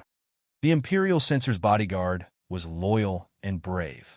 He found many female corpses hidden in the backyard of the Sun family and was killed by Magistrate Sunday. Xiao Ju looked at him with a faint smile. "Imperial Censor Yuan, don't you feel pity for your bodyguard who died in vain?" "Nonsense!" Sun Ling roared and stood up. He was pressed down by the soldiers beside him, but he did not give up. He struggled and shouted, "I didn't kill him. This is slander. I don't know why he is here. I didn't kill him." He shouted until his voice was hoarse. In the silent courtyard, it was particularly ear-piercing. Xiao Ju frowned and said indifferently, "Shut his mouth." The soldiers took rags and stuffed them into Sun Ling and Sun Xiangfu's mouths. This time, they could only make woo-woo sounds. "Imperial Censor Yuan." Xiao Ju looked at him and smiled faintly. "What do you plan to do?" Yuan Baozhen's heart was filled with hatred. He also knew that Ding Yi could not have been killed by Sun Xiangfu's men. The person in front of him already knew everything, but he could not refute. He could only squeeze out a few words from between his teeth. "Please advise me." Sun Xiangfu and his son had tyrannical power. They took bribes and robbed the people. They took advantage of the villagers. They kidnapped good girls and used them as bait. He said, "As an Imperial Censor Yuan has the responsibility of investigating the officials and will not tolerate such vicious people. I have already informed the Xiaoling County Chief of this matter. Together with Imperial Censor Yuan, we will report this matter to the Emperor."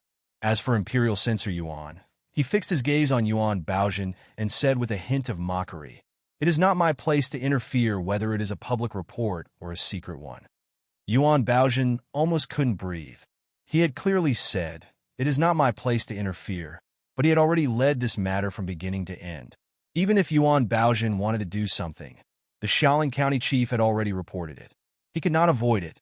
Sun Xiangfu and his son's recommendation was Prime Minister Su's disciple. Prime Minister Su's disciples were all over the way. The case of the Liangzhou County Magistrate had embarrassed Prime Minister Su. In addition, to avoid suspicion, the new county magistrate would not be one of Prime Minister Su's men. Prime Minister Su had completely lost control of Liangzhou. How could he cause trouble for Xiao Ju? When he returned to Shuajing, Prime Minister Su would not let him off easily. Yuan Baozhen only felt despair. Xiao Ju turned to look at the servants shivering at the side and said, "Tell me what you know, and you will be spared."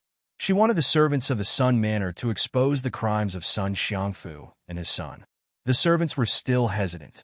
They were afraid that Sun Xiangfu and his son would seek revenge if they escaped. However, the servants were overjoyed and went up to agree. As a woman, there was no way out in the Sun family. Even if they were beautiful, talented, and gentle, the best they could be given as gifts to their superiors. Maybe they could live for a few more years. Most of them were killed by Sun Ling and his son after they got tired of playing with them. Living here was like living in jail. No one knew when the day of execution would come. Now that they suddenly had a chance to live, they could not wait for Sun Xiangfu and his son to die immediately. Therefore, everyone said that the crimes committed by Sun Ling and his son were chilling. They only felt that such a cruel and merciless person would lead to the wrath of the gods and the resentment of ghosts. Fei Nu and the head of the soldiers of Xiaoling County recorded that Sun Xiangfu and his son were forced to kneel on the ground. Xiao Ju turned and walked out. Yuan Baozhen was still standing in the same place. With such a sudden change, he had no one to discuss it with. His thoughts were in a mess, and he did not know what to do. Then, he saw the person who made him grit his teeth calmly walk over with a calm expression. The moment they brushed past each other, Xiao Ju suddenly stopped in his tracks.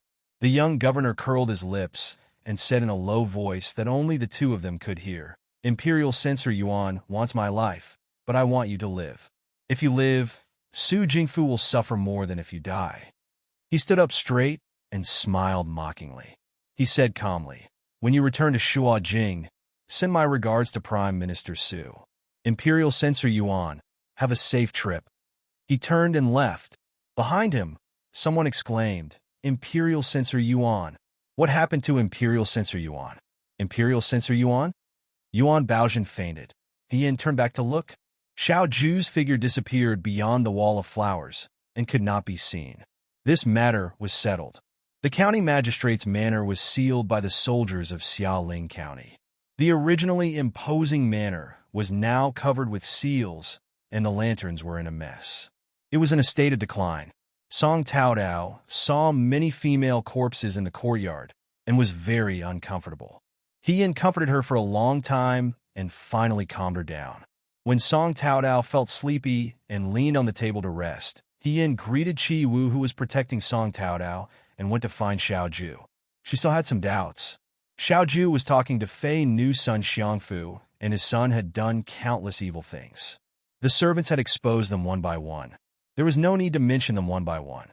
Just based on what they had done, no one could protect them. The sins they had committed were enough to kill them more than 10 times. In the whole of the way, it was rare to see such a heinous act. For ordinary people, it was tantamount to a disaster when a cruel person had power. Wolves, tigers, and leopards were scary, but how could they be compared to the viciousness of the human heart? "Uncle!" He stood at the door and shouted. Xiao Ju and Fei Nu's conversation came to an abrupt end. He walked in. Xiao Ju raised her eyebrows. "You still call me uncles?" He "Governor." She said it as if anyone was willing to call him uncle. It was obvious that he was the one who took advantage of her, but he was still unwilling. "Why aren't you accompanying Miss Song? Why are you looking for me?" he asked. He hesitated for a moment and asked, "Today, you punished Sun Xiangfu and his son. Why did you leave Yuan Baozhen behind? You clearly know that Yuan Baozhen was the one who wanted to kill you. Sun Xiangfu and his son were abominable and deserved to die."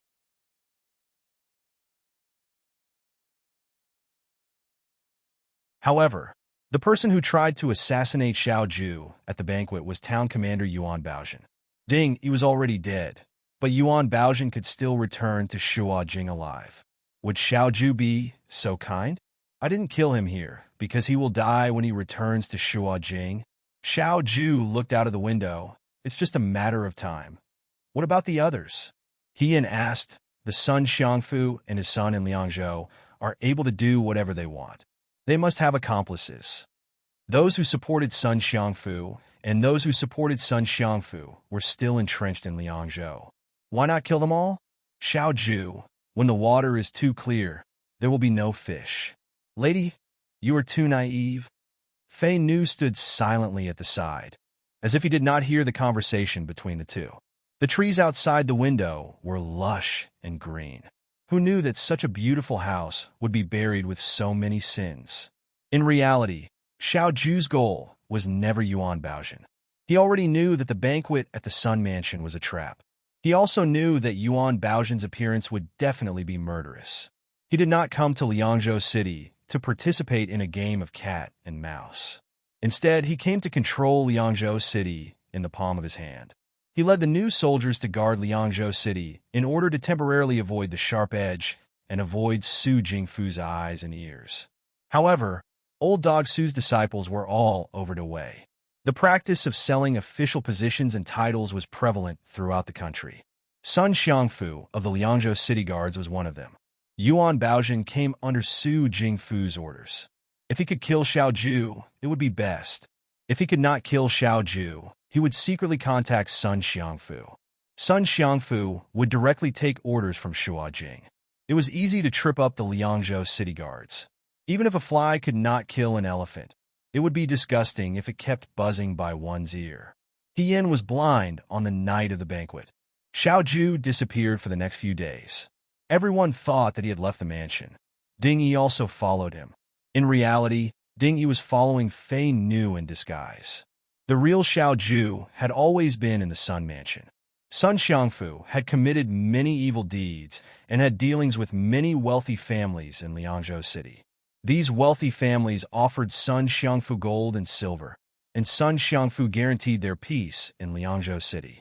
He also bribed his superiors and subordinates. He took care of everything. Everything he did and the gifts he gave were recorded in an account book. Xiao Ju found the account book and replaced it with a fake one. He also found something else here. Over the years, Sun Ling had killed countless girls. The original girls were all thrown into a mass grave. In the past 2 years, perhaps because he had done too many evil deeds, he had a guilty conscience and often had nightmares. The Sun family invited a Taoist priest to take a look.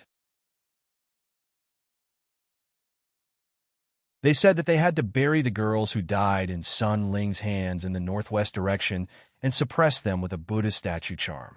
Thus, there was a mountain of corpses and a Buddhist statue in the backyard. Xiao Ju originally planned to use Song Tao Tao to punish the Sun family's father and son. With this discovery, even if Su Jingfu personally came to protect them, he would not be able to save them. In the past few days, he confirmed the people underground and searched for the account book. On the last day, he actually left the mansion. He did not do anything else outside the mansion. He picked a few people from the account book and copied the relevant records in the book one by one. He then sent them to the various manors. The business tycoons in Liangzhou City were all in his hands. In the future, when the new Liangzhou County Magistrate took office, no matter if he was Su Jingfu's man or not, he would not be able to do anything to him. From today onwards, Liangzhou City was his. Yuan Baojin's biggest mistake was to miscalculate his direction. Xiao Ju did not care about the assassination at the banquet. All he wanted was Liangzhou City. However, He Yan's appearance and strangeness attracted all of Yuan Baojin's attention. In a way, He Yan also became the bait. It was just that this bait had a hook, and the prey that followed the scent to bite it. That was why things went so smoothly. While he was silent, He Yan was also thinking. Xiao Ju had already expected today's events. She asked, "Did you let Yuan Baojin go because Yuan Baojin messed up his job and would be betrayed and punished by his master? That master is Prime Minister Su." She paused and asked, "Is Prime Minister Su the current Prime Minister Su Jingfu?" When she said this, even Fei Nu could not help but look at He Yan in surprise. She actually said it so directly. What she meant was that she did not know Su Jingfu. But who knew if she was lying? Lady Yi is so attached to the imperial court. Does your father know? Xiao Ju said calmly. He Yin knew from his answer that the Prime Minister Yuan Baozhen mentioned was indeed Su Jingfu. Although my father is only a military officer at the city gates, and Prime Minister Su is the current Prime Minister. It seems like the difference between heaven and earth, but a military governor should know better than to bully a poor youth. I am 16 this year, and I have defeated all of the Liangzhou guards. I am unrivaled. She boasted shamelessly. In the future, I might achieve great things and become an official with a higher rank than a military governor. So what if he is Prime Minister Su? I also have a younger brother who is younger than me. To say something disgraceful, we are like the rising sun, and Prime Minister Su is already in his twilight years. When my brother and I reach the age of a military governor, who knows if Prime Minister Su will still exist in this world? Fei Nu choked on his own words and coughed. Based on He Yan's words, there was an 80 to 90% chance that he was not one of Su Jingfu's people. How could Su Jingfu tolerate such a disgraceful thing being under his command? He Yan was afraid that it was all due to luck that he was able to survive until now. Xiao Ju heard this and sneered. You don't know the difference between life and death. Maybe you won't live as long as Su Jingfu. He Yan thought that Xiao Ju had guessed wrong. She had already lived one more life than Su Jingfu. Who cared about how long she lived? Military governor, you don't have to be so guarded against me. He Yan looked at him. We have a common enemy. I don't know, he said calmly. Why would Su Jingfu bother to have a dispute with a military officer at the city gates? Naturally, a military officer at the city gates is not related to Prime Minister Su. However, if a dog bites someone, the master should also be held accountable. He Yan sighed. My enemy is Prime Minister Su's subordinate. In fact, I am Prime Minister Su's subordinate. She smiled. You and I share a common enemy. We should be friends. You have doubted me time and time again. It makes me very sad. Xiao Ju glanced at her. She did not look sad at all. Then you will be disappointed. He said, I don't make friends, and I don't make friends with liars. Ian, was this person invulnerable to swords and spears? He really wanted to fight with him to vent his anger. Then military governor. Ian held back his anger and asked, what about the corpses in the courtyard of the Sun residence? Those corpses had been there for a long time. Their faces could no longer be recognized, and only the bones were left. Some of them could still be recognized. It was not a good idea to leave all of them in the Sun residence. Xiao Ju looked at the trees outside the window. The shadows of the trees swayed slightly. After a while, he said to Fei Nu, inform the people in the city to come and identify the corpses. When the people of Liangzhou City heard that the military governor of the Right Army had brought people to seal the gates of the Sun residence and detain the father and son of the Sun family, they all clapped their hands and cheered. Those who were more courageous ran to the Sun family's door and spat on the ground, cursing loudly. Those who were less courageous stood not far away and waited for the soldiers to pass by. They then pulled one of them and asked carefully, Sir, Magistrate Sun was really arrested? After so many years of darkness in Liangzhou City, it was finally dawn. It was a good thing that the father and son of the Sun family had pleaded guilty. The cries of the magistrate's residents shook the sky. Those who had lost their daughters or knew that their daughters had been kidnapped but could not do anything about it came to identify the corpses. The corpses of the women were laid out in the courtyard. They filled the front and back courtyards. Although it was autumn, there was still a strange smell. He Yan followed Fei Nu and saw a mother-in-law being supported by her daughter-in-law looking for her daughter, who had been missing for 3 years among the corpses. There was also a young man dressed like a scholar, holding his wife who had been kidnapped on the night of their wedding and crying loudly. He Yan saw a dark-skinned man in a white robe holding a female corpse and sobbing. Sister, sister, brother is here. Brother will take you home. His voice was so sad that it made anyone who heard it cry. The little girl in his arms was small. She was at most 12 or 13 years old and was still a child.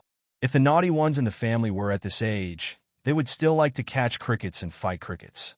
Now her small body was curled up into a ball.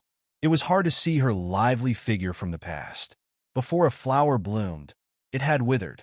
The whole courtyard was filled with cries and goodbyes. Hien looked up at the sky and felt that the cries were about to break through the sky. This was the most tragic thing in the world. Fei Nu looked at her with some surprise. Girls were soft-hearted and could not bear to see such a scene. Song Tao Dao, for example, had already hidden in the house and could not bear to watch. Hien stood there. There was sadness in her eyes too, but she did not cry. Hien had seen too many goodbyes in life and death. Many men on the battlefield went out as the eldest son of the family, the husband of the wife, and became a pile of yellow dust when they came back. Living in the world, there was no lack of joys and sorrows. These girls were bullied when they were alive and imprisoned when they died. They lived a miserable life. Now, they were finally free and returned to the embrace of their families.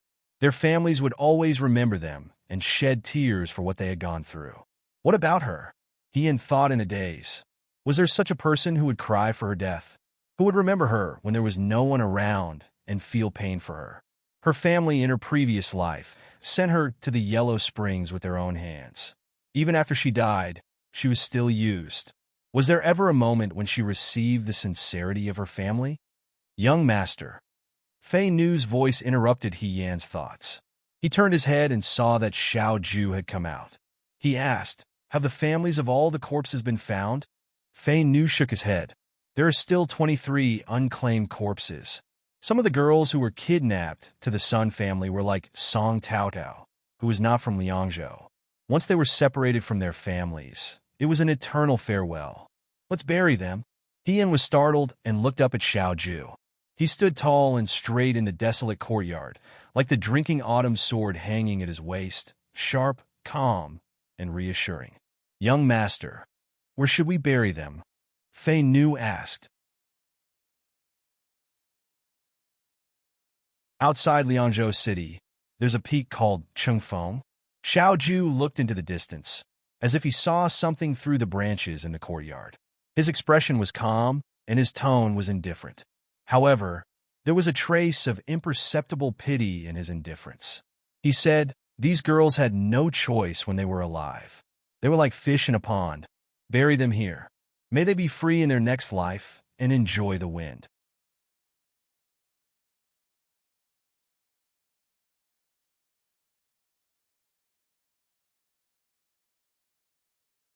Chapter 103. As Xiao Ju had said, the 23 unclaimed female corpses were buried on the wind-riding platform outside of Liangzhou City. Looking down from the wind-riding platform, the valley was covered by clouds and mist, like a fairyland. The coffins were made of the best quality, made with silver from the Sun family's treasury. The Sun family had amassed a lot of wealth over the years, and they had even renovated a treasury to store their treasures. Because the 23 corpses' names and origins were unknown, there were no words to be carved on the final tombstones. 23 wordless tombstones, 23 young girls laid to rest here. If they knew after death, they could sit here and watch the clouds move. If they were reborn, just as Xiao Ju had said, they could ride the wind freely and roam freely. Hien and Song Tao Dao stood not far away. Chi Wu stood on the side, looking at the people who were burning paper money on the ground. Xiao Ju did not come when the girls were buried. Many of the people who were burning paper money were looking for the missing girls, but they could not find their loved ones in the end. After all, many of the girls who were killed by Sun Ling did not even have a complete corpse and were eaten by wolves and dogs in the wild. A white-haired old woman was burning paper money in a metal basin. She was so old that she could barely walk. Her grandson had to carry her up the mountain path. Her granddaughter was kidnapped by Sun Ling 4 years ago and never appeared again. Even now, there was no trace of her granddaughter among the corpses in Sun Ling's courtyard. The old woman trembled and said, "I'm burning paper money for these girls. In the future, if a kind-hearted person sees Daniel, they will burn paper money for Daniel. Miss, Rest in peace. Song Taodao used a handkerchief to wipe the tears from the corners of her eyes and said, being a girl is too hard. If there is a next life, I don't want to be a girl. This has nothing to do with being a girl or not. Hien looked at the paper money flying in the air. As a girl, we don't live to suffer. It's the same for men. If they are unhappy with their fate, they can walk a different path. It's just that. She looked at the wordless tombstones. For them, there is no choice. This is too cruel. Song Taodao looked at her. You are very different from normal men. What? If it were an ordinary man, he would probably say, what's wrong with you women? All you need to do is sit in your room and dress nicely. When it's cold, there will be someone to put on your clothes. When you go in and out, there will be someone to serve you. There's no need for you to fight outside. She imitated the man's rough voice and said disdainfully, is it good to be a pet? Locking a bird in a cage and asking the bird to praise the cage for its beauty, I think they're the ones with problems in their brains. Ian could not help but laugh. You are also very different from ordinary women.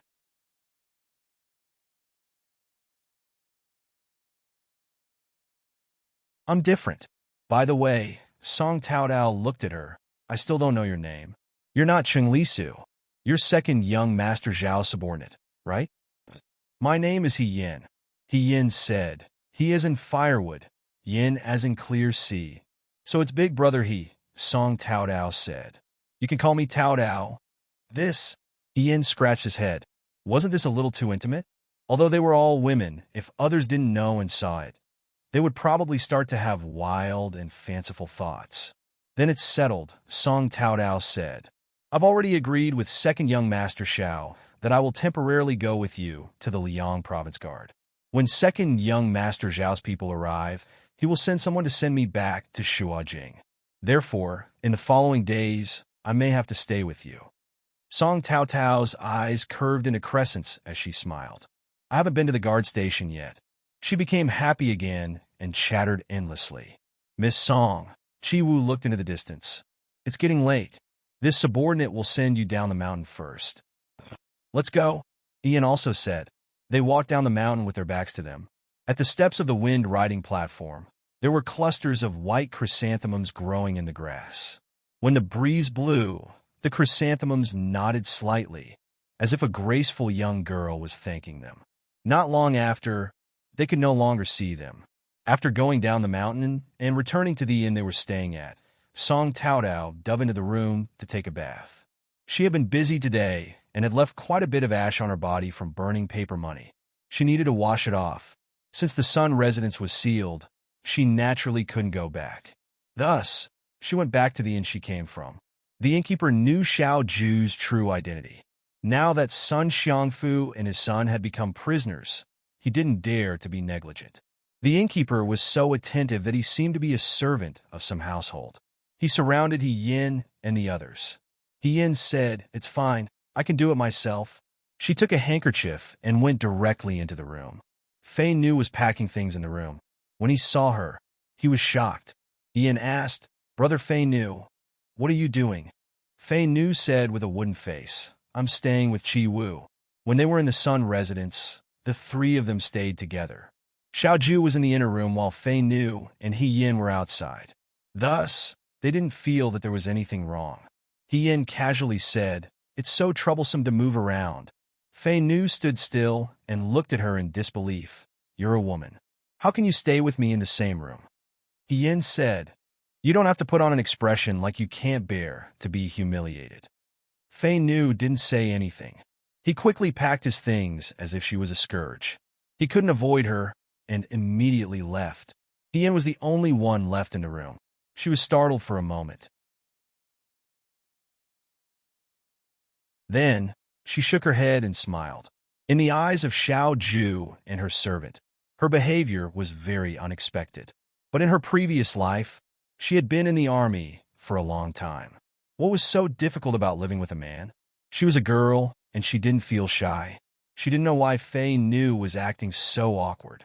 He Yin walked to the bed and found that there was water and clean white cloth on the table. There was also hot water for bathing in the room.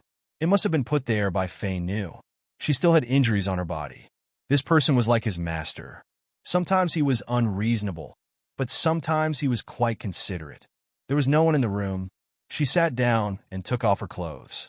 She took a rough bath. She didn't have time to examine the wounds from yesterday.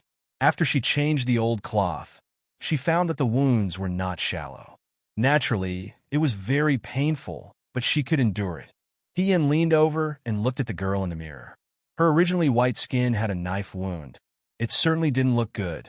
Lady, he cherished her beauty. She wanted to pamper her with nectar. She had just arrived, but she was already unrecognizable. If the real Lady he came back and saw this scene, she would be so angry that she fainted. She was already very careful to protect herself, but once she decided to rely on herself to go out and lose the protection of her family, she was bound to get hurt. Humans grew from being hurt again and again, and scars would eventually become armor one day. A female general's body could never be as flawless as an ordinary girl's. The old wounds on her body were like a piece of paper that had been scratched by a strange knife. It couldn't be considered beautiful. It could even be called terrifying. Which girl didn't like to be beautiful? Even though Yin had been a man for more than 10 years in his previous life, when he changed back into women's clothes and looked at the scars on his back and body, he still felt ashamed when facing Su Jiheng. She never wore thin, gauze clothes. Once, Su Jiheng gave her a water lily-colored pomegranate gauze dress. There were pomegranate flowers embroidered on the shoulders and neck. It was as thin as a cicada's wing. She liked it very much, but she never wore it even once. It was because her shoulder was pierced by an enemy arrow on the battlefield. When she pulled the arrow out, it left a scar that could never be removed. She also remembered the look in Su Jiheng's eyes when he looked at those scars. Although he didn't say anything, he deliberately avoided looking at her. It was more hurtful than directly saying that he didn't like it. He stared at the bronze mirror in a daze. Why were scars a medal on a man, but a disgrace on a woman? How unfair was this? It was only natural for people to think that women used their beauty to serve others, so they had to maintain their beauty at all times. What a load of nonsense. Ian lowered her head and carefully applied the ointment to the wound. Then, she wrapped the wound with a cloth. She did these things with ease. When it hurt, she didn't even frown. Soon, the wound was healed. After doing all this, she rested in the room for a while. Then, she pushed the door open and went to Xiao Ju's room. The light in the room was on. Xiao Ju should be inside. Ian knocked on the door. "Commander-in-Chief? Come in." She pushed the door open and entered. Second young Master Xiao was putting away the evening fragrance zither on the table. Ian almost forgot that he had come to Liangzhou City to repair the zither. Speaking of repairing the zither, Ian remembered that when she was drunk, she crushed his zither. "Commander-in-Chief." Ian braced himself and said, "Have you eaten?" Xiao Ju stopped what she was doing. "If you have something to say, say it. Are we going back to the Imperial Guard Station tomorrow?" Ian asked. "How do you plan to deal with me?" Now that Xiao Ju knew that she was a girl, what if Xiao Ju really wanted to send her back to Shuajing? Now that she finally had some clues about He Rufei, she would rather die than go back. "How do you want me to deal with you?" Second young Master Xiao sat down at the table and looked at her calmly. Ian hurriedly moved a stool to sit beside him and analyzed the situation seriously. "You have seen my abilities. This time, when you brought me to Liangzhou, I was the one who warned you about the assassin, and I was also the one who helped you distract Yuan Baozhen. In the end, I killed Ding Yi. If I think about it carefully, I have done more for you than Big Brother Fei Nu, who was sitting next to them, sneezed. A person like me, as a subordinate, as a confidant, I am good at understanding others." Yin praised himself without any burden. "With me, the Liangzhou Guard will be like a tiger that has grown wings. Commander-in-Chief, I think that if you put me in the 9 Flags Battalion, you will not regret it." Xiao Ju smiled and asked slowly, 9 Flags Battalion. "I know that you are a straightforward person, and you must be suspicious of my purpose in joining the 9 Flags Battalion. I will be frank with you, because it takes too long to make a name for yourself. I heard that in the 9 Flags Battalion, even if you are handicapped in the future, you can still become an official. Our He family relies on me to bring honor to our ancestors, and I think that the Nine Flags Battalion is a good place to go." Her words were magnanimous. Xiao Ju picked up the teacup on the table and took a sip. She said calmly, "You don't have to wait until the future. I think you're handicapped now." "Ian? What?" Could it be that Xiao Ju could tell that she was young Mistress Su and was blind in her previous life? Just as she was feeling nervous, she saw this person point at her own head. Ian? He was the one with the problem in his head. Why was she scolding him all of a sudden? However, he had no choice but to lower his head. Ian forced a smile. "Commander-in-Chief, don't you think so?" Xiao Ju stared at her and sneered. "Liar, the Nine Flags Battalion does not accept incompetent people." Incompetent people? Xiao Ju could question her character, but she could not question her ability. Yin slammed the table. "What are you talking about? Someone like Ding Yi. You were injured when you fought with him." Xiao Ju's mouth twitched. Her beautiful eyes were full of ridicule. "If you are not incompetent, then what are you?" That was because Lady He's body was weak. Moreover, she had learned her lesson from her previous life. Of course, she had to be careful. If Brother Fei Nu was here, he would also be injured. You can use your deceitful mind to practice martial arts. Perhaps you will improve a lot. The more familiar this person was with her, the more he began to reveal the nasty side of him when he was young. Ian took a deep breath and suddenly smiled. "All right, I don't care if you insist on saying that. I don't care if you are prejudiced against me. It's just that I suddenly missed the red mole on your waist." Xiao Ju's calm expression suddenly cracked. This rumor is originally a rumor, but as it spread, it became true. I was originally the daughter of a military officer at the city gate. My family is not prosperous and I am not famous. It is my good fortune to be able to have the same name as the governors. He stood up and said slowly, "In the future, when others talk about me, they will say that I was once glorious and that I was the governor's beloved woman.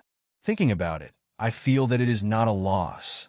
It is just that it is difficult for the governor to be tied to someone like me. However, the governor does not care about what others say, so it should not matter to you." Xiao Ju stared at her. Her gaze was like a knife. She said in a low voice, "What beloved woman?"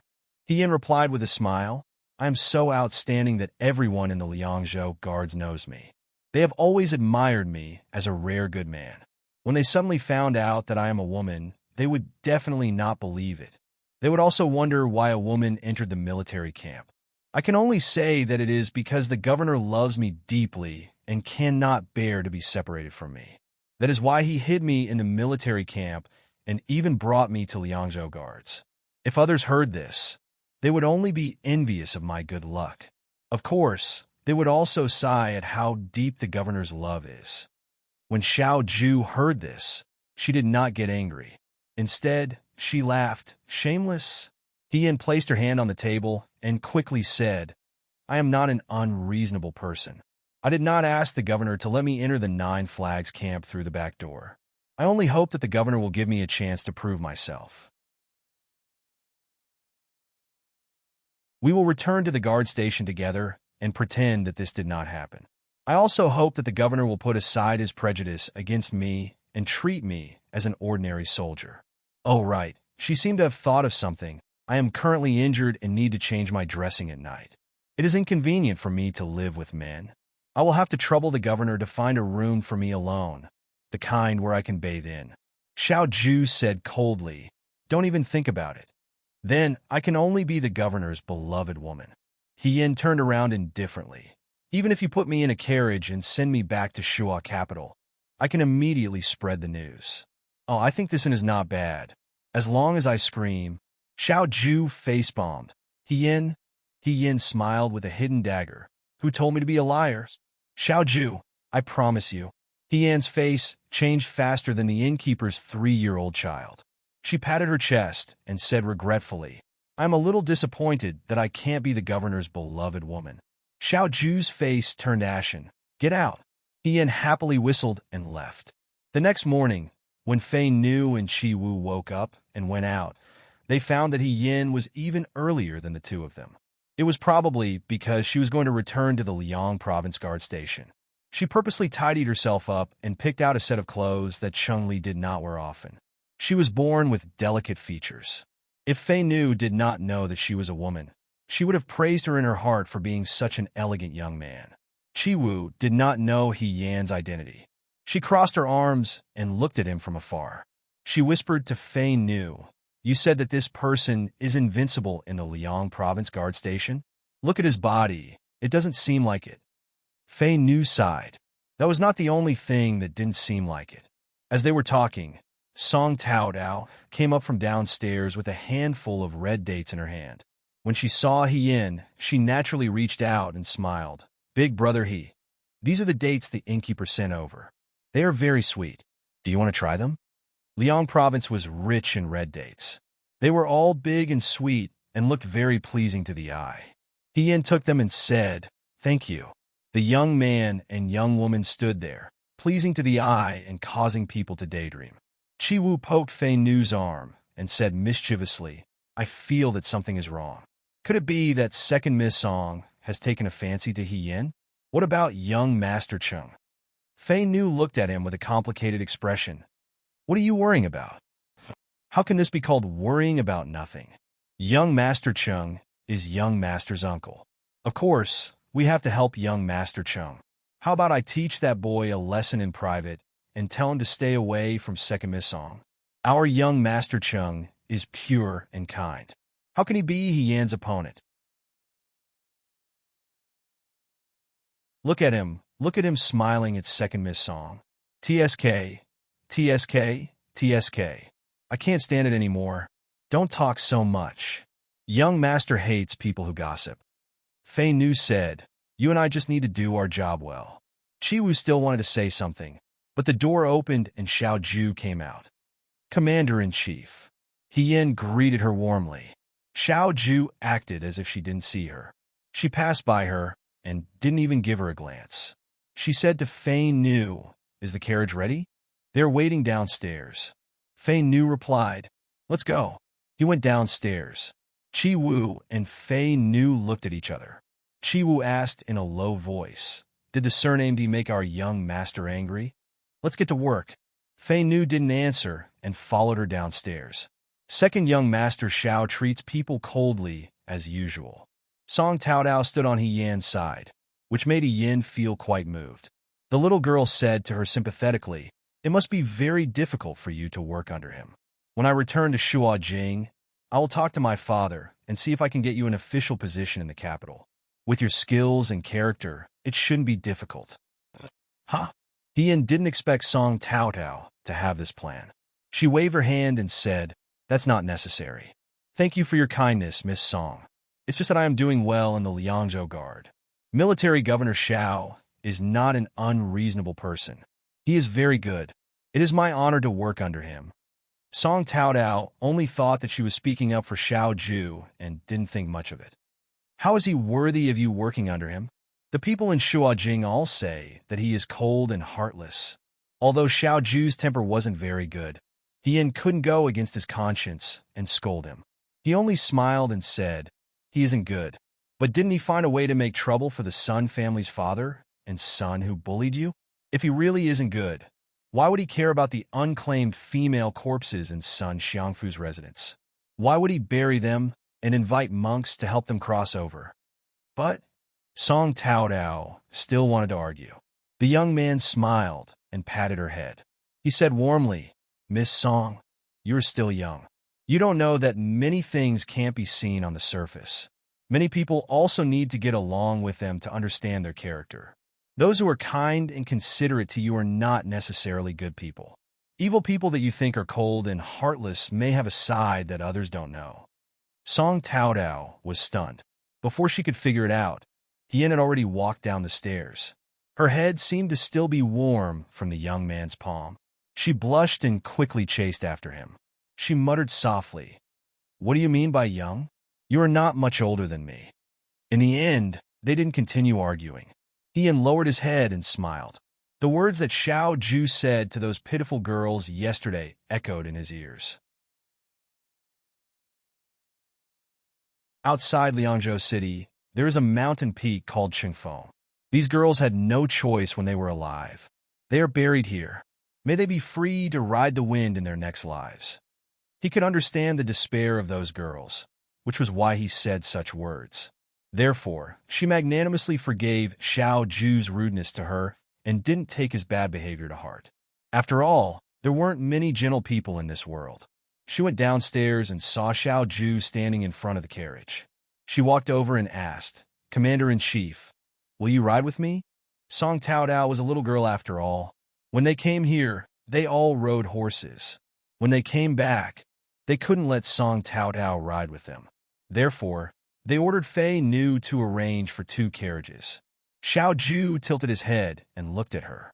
Hien explained, "I can't sit in the same carriage as Miss Song. We are a single man and a single woman. If others see us, Miss Song's reputation will be tarnished." Xiao Ju asked, So I should sit in the same carriage as Commander-in-Chief," Hien said with a smile. He was about to get into the carriage when Xiao Ju grabbed him by the back of his collar and pulled him down. If Hien didn't grab his sleeve, he would have lost his balance. "You don't think of yourself as a woman, and you don't think of me as a man?" He raised his eyebrows. "Liar. I'm afraid you are too immersed in the act, so I'm reminding you. The mission is over. You don't have to think of yourself as Chung Li Su." After he said this, he brushed off the sleeve that Hien had just grabbed. Chi Wu passed by and happened to hear Xiao Ju's last sentence. He immediately grabbed Hien's clothes and pulled him to the side. That's right. You still think of yourself as young Master Cheng? How can you be so blind? Come here and ride with us." Hien was just joking. He didn't really want to ride with Xiao Ju.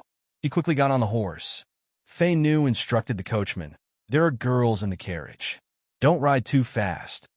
Hien was stunned and couldn't help but laugh. It wasn't that she was thinking too much. It was just that she was injured in the fight with Ding Yi. She couldn't ride too hard. Who knew if this was intentional? She was also a girl. Chi Wu said, "What are you waiting for? Let's go."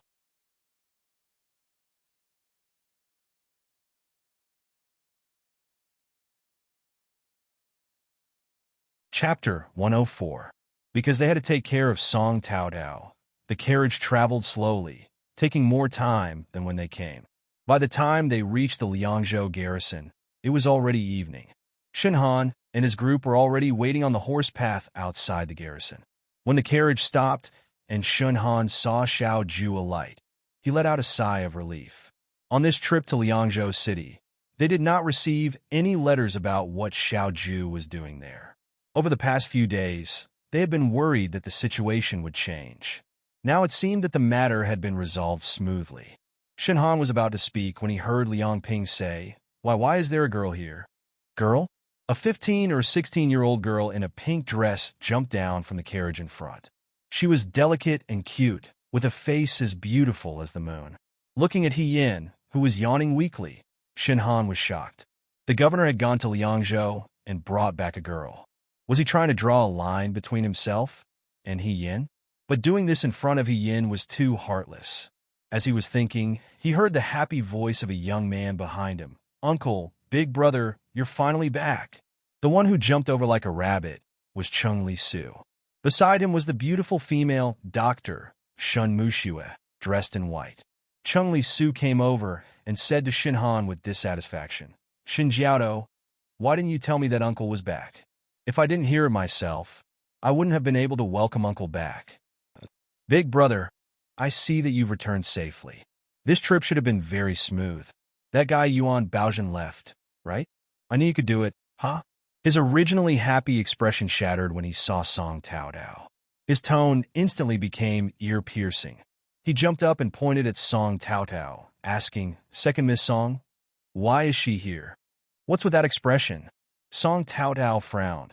"We met Miss Song in Liangzhou City." Hien smiled and said, "It was also a coincidence. Miss Song will be staying at the city guards for a period of time." She did not go into detail about how she met Song Taodao and covered it up for Song Taodao. "Big brother." Chung Li Su looked at him in disbelief. "I asked you to help me hide from Yuan Baozhen so that he won't capture me and bring me back to get married. Yet you brought her to me directly? You're making me suffer." Chung Li Su. Song Taodao couldn't take it anymore. She stood up with her hands on her hips and shouted back at him fiercely, "Do you think I want to see you? To be honest, I came to Liangzhou City because I was running away from my marriage. If I hadn't met second young Master Xiao, I wouldn't have come here. You don't want to marry me, but I don't like you. A useless young master wants to be a match for me. I think you're dreaming of marrying Shi. Wishful thinking." In terms of eloquence, Cheng Lisu was no match for Song Taodao.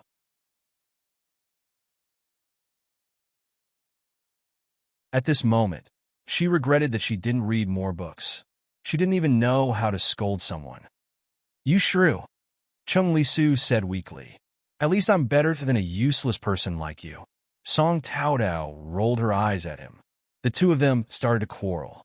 Liang Ping had no choice but to mediate. "Young Master Cheng, the governor and the others have been on the road for half a day. They must be tired. Let them go back and rest for a while. We'll talk again after they eat, okay?" Since someone was giving him a way out, Cheng Lisu naturally had to accept it. She said, "I won't argue with you. My heart aches for my uncle and big brother." Finally, the situation before them was alleviated for the time being. Shin Muxue, who had been silent all this time, walked up to Xiao Ju and said, "Second young master, in the secret letter that was sent back, it said that someone was injured. These people all look normal." Xiao Ju glanced at He Yin said, "It's me." Shin Muxue asked, "Do you feel any discomfort?" "It's just some superficial wounds." He Yin smiled and said, "I'll have to trouble Miss Shun to help me find some ointment for external injuries. The ointment from last time is very good." Song Taodao looked at him in surprise. "Young Master you're injured?" When she didn't see He Yin get injured, she thought nothing had happened. Cheng Lisu pulled He Yin away and stared at Song Taodao as if she was a thief. "Shrew, stay away from my big brother." The two of them started to quarrel again. He Yin was speechless. The energy of a young man was really enviable. When they returned to the garrison, they rested for a while. By the time they finished eating, the sky was already dark. Shinhan said to Xiao Ju, "I've cleaned the governor's room every day. Today, I've changed the bedding for him. He can stay here as long as he wants." Xiao Ju's love for cleanliness had almost reached the point of paranoia, so Shinhan had already made thorough preparations. Xiao Ju nodded and was about to walk in when He Yin tugged on his sleeve. "Wait!" Was he going to whisper to him? Shinhan pondered in his heart. As an outsider, he shouldn't be involved in such a situation. He said, "Governor, if there's nothing else, I'll take my leave." He didn't wait for Xiao Ju to reply and left in a hurry. He Yin pushed Xiao Ju into the room. Xiao Ju said coldly, "What's the matter?" "Governor, have you forgotten what you promised me? You're the General Feng Yun. You have to keep your word." "What did I say?" Xiao Ju looked at her calmly. He Yin was anxious. "Didn't we agree before we came back that you would arrange a new room for me? I don't want to stay in a shared room. Otherwise, it'll be inconvenient for me to bathe and change my dressing." Before Xiao Ju could reply, another voice sounded. "Isn't it just a change of room? Why would you need it? I can help you too." The two of them turned around and saw Cheng Lisu running over. Cheng Lisu and Xiao Ju's rooms were right next to each other. There was a door in the middle that divided the mansion into two rooms. Usually, Cheng Lisu was forced to copy books. When Xiao Ju was reading, she would look at him. Therefore, the door wasn't closed. At this moment, Cheng Lisu ran over from his room. She was too friendly. "Big brother, what do you think of my room?" He Yin, "If you think my room is good, I'll change rooms with you." Young Master Cheng couldn't wait. "We'll move out tonight. I'll go pack my luggage now." "Big brother, what do you think?" He Yin was a little confused. Xiao Ju frowned and looked at her nephew, who was used to being different from other people. She asked, "What the hell are you doing?"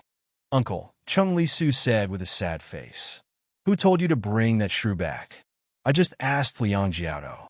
Song Taodao is temporarily living with Dr. Shun. She's just a few steps away from us. If I live here, won't I have to see her every day?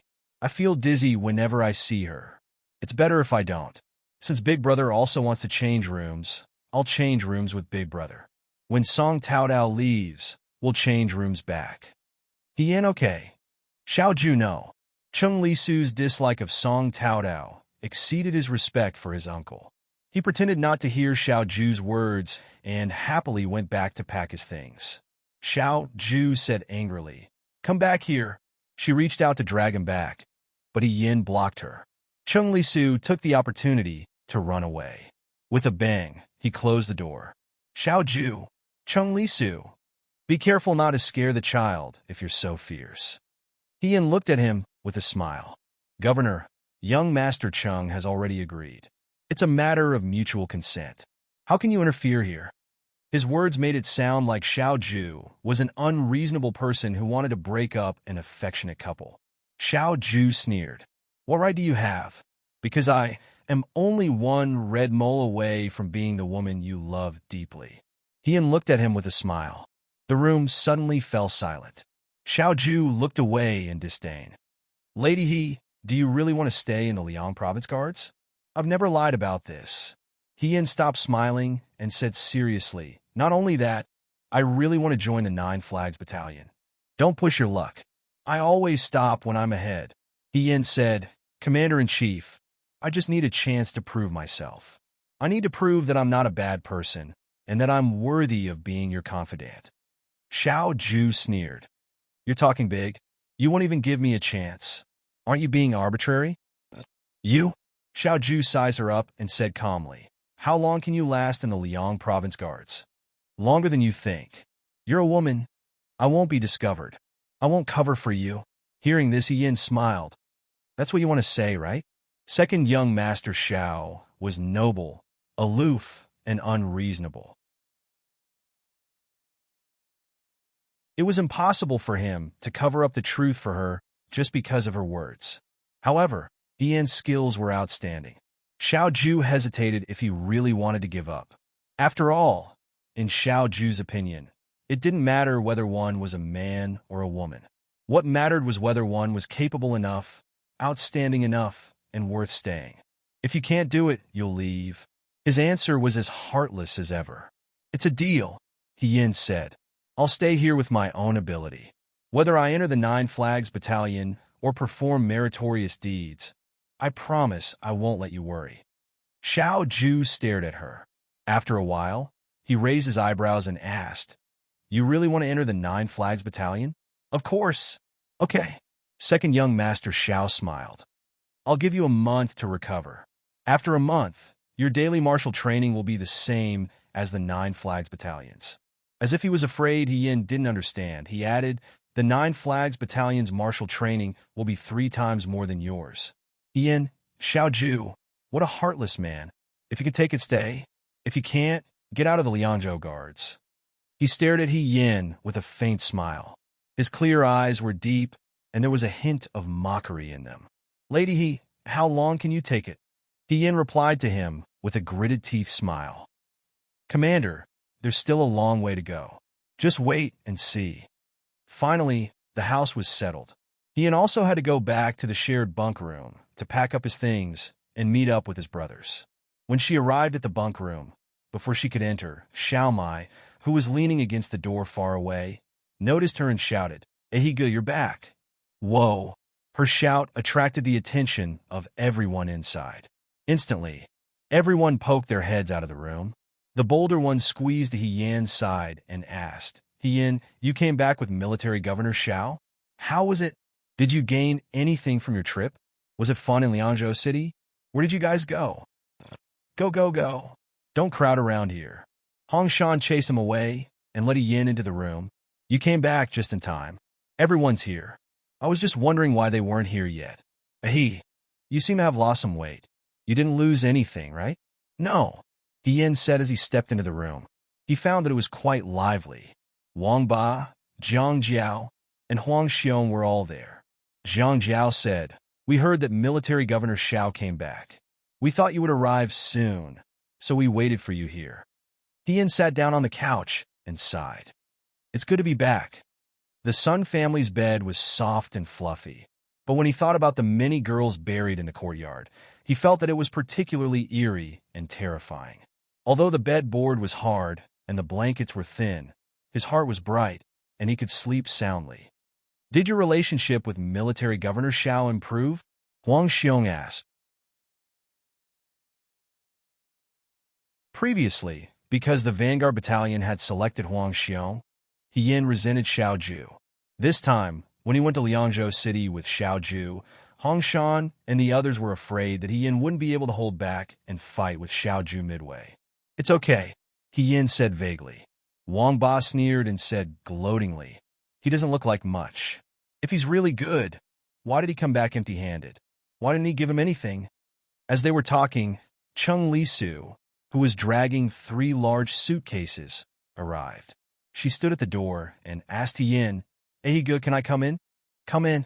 As soon as Chung Lisu entered, she was shocked by the room full of people. She said, "It's so lively? Want to be noisy when you sleep at night?" Xiao Mai's eyes widened. "What's the meaning of this?" He Yin smiled and said slowly, "I made a great contribution on this trip to Liangzhou.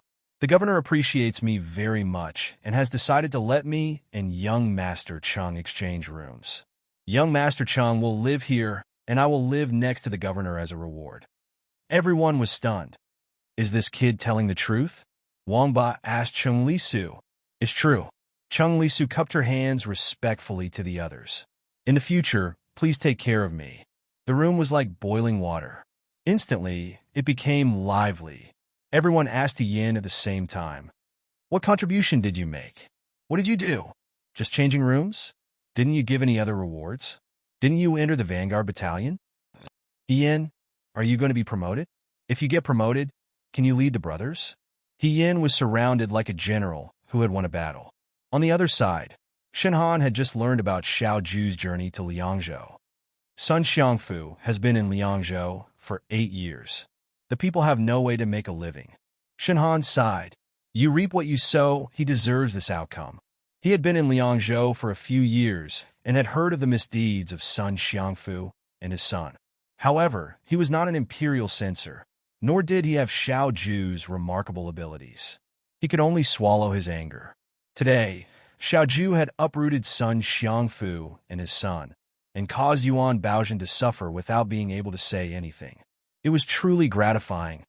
"Governor, on this trip to Liangzhou, have you investigated He Yin's background?"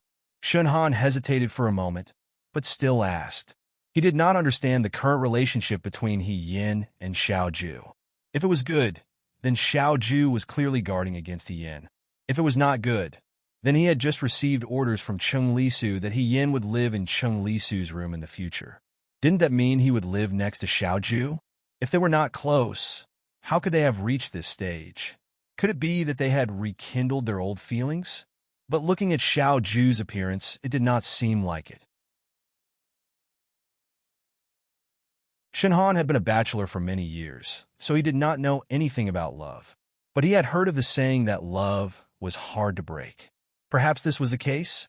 "You can say that," Xiao Ju said. Speaking of which, He Yin's family situation written in the military registry was not false. He did have a father who was a guard at the city gate. He had a brother who was about the same age, but the young girl was a girl. It was hard to believe. Is he one of us?" Shenhan asked carefully. "For the time being, there is no harm in treating him as one of us." Xiao Ju lowered her eyes. "But there is no need to tell me everything." Shenhan had a rough idea of what was going on, so he said, "I understand. I have something for you to do," he said. He Yin answered his brother's questions with difficulty. By the time he returned to his room, it was already nighttime. Xiao Ju did not like noise, so the place where she lived was rather quiet. When He Yin went in, he was still not used to it. He had suddenly changed from a bunk room with more than 10 people to a room that belonged to him. It made him feel as if he was dreaming. Chung Lisu, a young master who was so particular, did not forget to light the incense in the room for him before he left. The light fragrance lingered at the tip of his nose, making him feel very relaxed. He Yin lay down on the bed and felt as if he was lying on a ball of cotton. He immediately felt drowsy. She thought that it was indeed extravagant and luxurious. It was not surprising to sleep on such a bed until late in the morning. She caught a glimpse of the middle door again. The middle door was covered by a bead curtain. When the curtain was lifted, the door was revealed. Behind the door was Xiao Ju's room. Xiao Ju was probably there to supervise Chung Lisu's daily homework, but the door was currently closed. He Yin tried to push the door gently, but it did not budge. He did not give up and pushed it hard, but it still did not budge. Xiao Ju had actually locked the door from the other side. He thought to himself that this was strictly guarded. Those who did not know would think that he was the girl, and she was a rapist who would sneak into other people's rooms at night. Second young master, Xiao really could not tolerate even a little bit of sand entering his eyes. Was there a need for this? Second young master Zhao's thoughts were really unpredictable. In the middle of the room, there was a large wooden tub filled with hot water. He walked over and put his finger in to test the water. The temperature was just right. This was probably prepared by Shinhan. They were covered in dust from the journey today and needed a good bath. He was very satisfied that he did not have to go to Wulu River to soak in cold water. He was about to take off his clothes when he suddenly thought of something and looked at the middle door. He almost forgot that there was a door here. There were locks on both sides of the middle door. No matter which side was locked, the other side could not be opened unless both sides were opened at the same time. Since Xiao Ju had locked his side, Dian had to lock his side as well.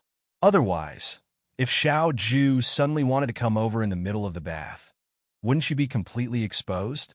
Although the consequences of doing so would most likely be that second young master Xiao would feel that she had stained his noble eyes and leave in a huff. He unlocked the middle door before continuing to bathe and change. After changing, she took out the water from the wooden tub and poured it out. Finally, she returned to the room and sat on the bed. Shen Muxue had already brought the medicine for bandaging her wounds and placed it on the small table beside the bed. Because of the previous time when he said that pure as ice and jade is only for his fiancée, he did not even bother to help her apply the medicine this time. He looked in the mirror and unwrapped the cloth to change the medicine inside. Just as she was about to put on a new cloth, she saw a round jade box beside her. This round box was very small, smaller than a person's palm. She almost overlooked it. He picked it up and saw the words scar removal and muscle growth written on it. He was startled. After a moment, she shook her head and smiled. This girl was indeed meticulous, but this was too considerate. Shen Muxue was really kind. He was so considerate even to a lowly soldier. He was just an ordinary man. If he was injured, then so be it. He was not a businessman in the brothel. Why would he care about these things? Ian should have thought the same. But just as she was about to put the box back, the image of that night suddenly appeared in front of her eyes. The red candlelight shed tears. The hibiscus curtain was warm, and that warm hand suddenly stiffened when it touched the scar on her back. She was still worried about how to deceive her husband with the lie she had made up, but the man in front of her nonchalantly blew out the candle and avoided the topic.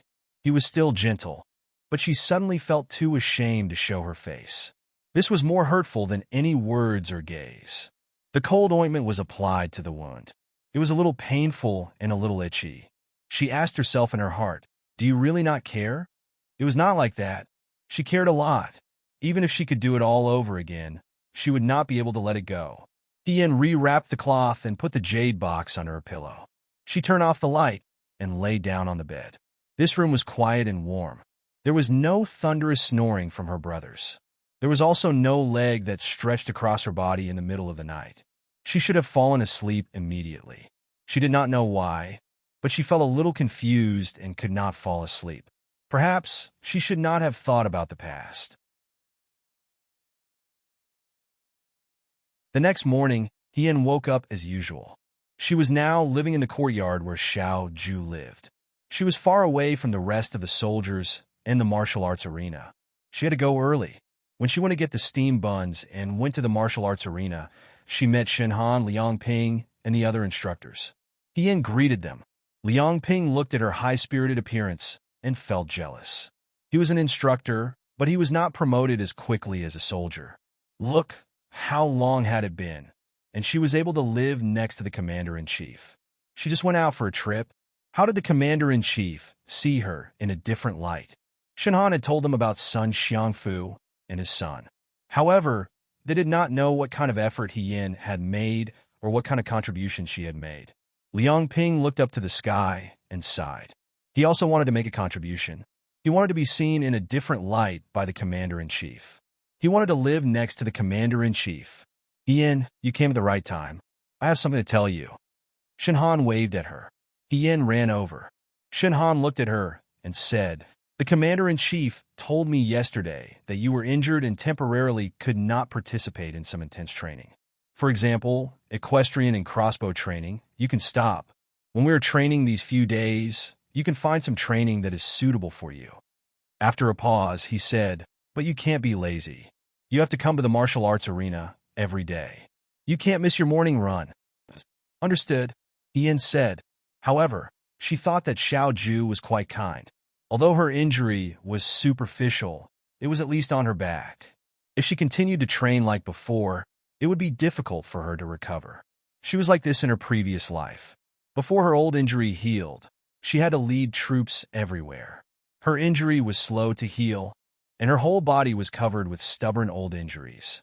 Although she later became a woman and was no longer as exposed to the wind and sun as before, her injury would still hurt faintly during the rainy season or the cold winter. It was difficult to heal.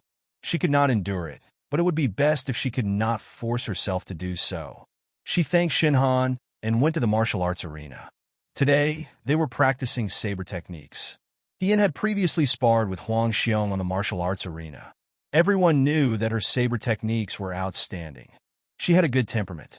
Whenever someone asked, she would answer patiently with a smile. She was much more amiable than the black-faced instructor. Therefore, whenever the soldiers had any problems, they would always discuss it with her. Ian was being tugged by a soldier to teach him how to use a knife. Suddenly, a crisp voice called out to him, "Big brother he." She turned around and saw that it was Song Tao Tao. In the Liang Province Guards, there was only one young girl, Shun Muxue. She was regarded as a fairy by the Liang Province Guards, and no one dared to blaspheme her. Now, there was another one. She looked a bit younger than Shun Muxue. Although she was not as elegant and refined as Shun Muxue, she was more lovable and cute.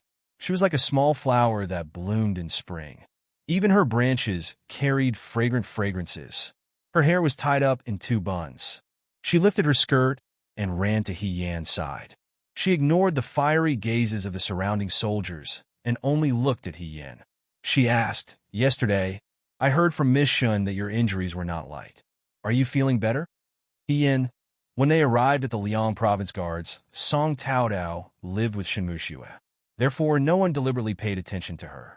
Chi Wu and Fei Nu could not spend all day with a young girl and not do proper business.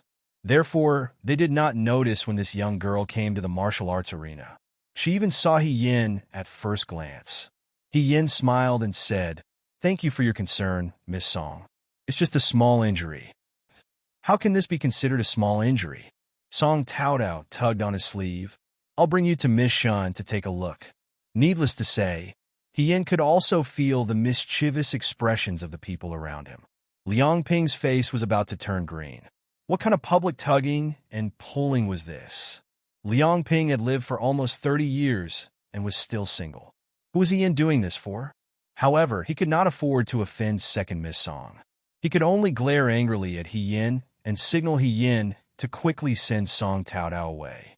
He Yin was about to speak when he heard an angry shout. "Second Miss Song, what are you doing here?" He Yin felt a headache when he heard this voice. Chung Lisu was like a cat that smelled blood. She followed Song Tao Tao and came over. When she saw Song Tao Tao tugging on He Yan's sleeve, she was so angry that she immediately separated the two of them. She said angrily, "Don't come near my big brother he. My big brother he already has a fiancé." Song Tao Tao first looked at He Yin in surprise. Then, she looked at Chung Lisu, who was looking at her proudly. After thinking for a moment, she sneered, "So what if I'm your fiancé? You can break off the engagement. I'm still your fiancé. What's the point?" Chung Lisu looked like she was struck by lightning. She took a few steps back. The people around them were also dumbfounded. He Yin and Chung Lisu were sworn brothers. Song Tao Tao was Chung Lisu's fiancé. He Yin also had a marriage contract. However, Song Tao Tao treated He Yin differently. This was a shocking story with many twists and turns. If there was a hole at this moment, He Yin would crawl into it without looking back. She weakly defended herself. I didn't."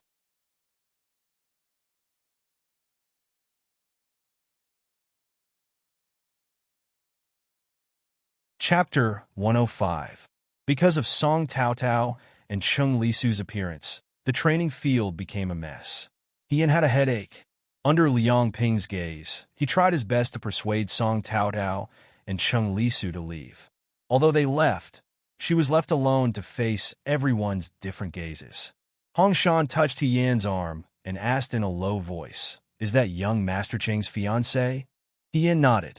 Hong Shan looked at her with a complicated and admiring gaze. "I underestimated you. Yan, don't think too much." However, it was clear that Hong Shan was not the only one who thought this way. When the training ended, all of the soldiers immediately gathered around her, all of them asking her what her relationship with Song Tao Tao was. There was even someone who said sourly, "Then let's congratulate young Master He in advance. It looks like before long, our Liang province guards will be able to produce a son-in-law for Sir Song. May I ask when young Master He is going to treat us to wedding candy?" "Ian, don't talk nonsense. How can you slander a girl's reputation with just your words?" "So what?" That person said carelessly. "I think second Miss Song is very satisfied with you." Zhang Jiao passed by from the other side and glanced at Yin. His gaze was as sharp as a knife, as if he wanted to carve out a piece of flesh from her body. He snorted and left in a huff. Yin was stunned and asked subconsciously, "What's wrong with Brother Jiang? I didn't provoke him, did I?" Zhang Jiao had always been arrogant, but he had a good temperament. Although he was older than Yin, he was very humble every time he asked Yin for advice on spear techniques. It was rare for him to give Yin such a look. Wang Ba said disdainfully, "You cuckolded your brother. Who are you insulting? How can little Jiang give you such an attitude? Be more careful." "Yin, that was true. Zhang Jiao's fiancé had eloped with another man and died for love. He hated it the most in his life. When he looked at Chung Lisu, he thought of himself. Yin was that bastard who stole another man's wife. Who did I cheat on?" Yin suddenly reacted. "I didn't." Before she could finish, someone called her name from the other side. "Yin, Xiaoyi, coach is calling me," Yin said. "I'll leave first." The one called Yin was one of the 3 instructors who had competed with Yin in equestrian archery, the old man called Ma Damii. The old man waved at her kindly. "Xiaoyi, I heard that you were injured when you went to Liangzhou City with the governor."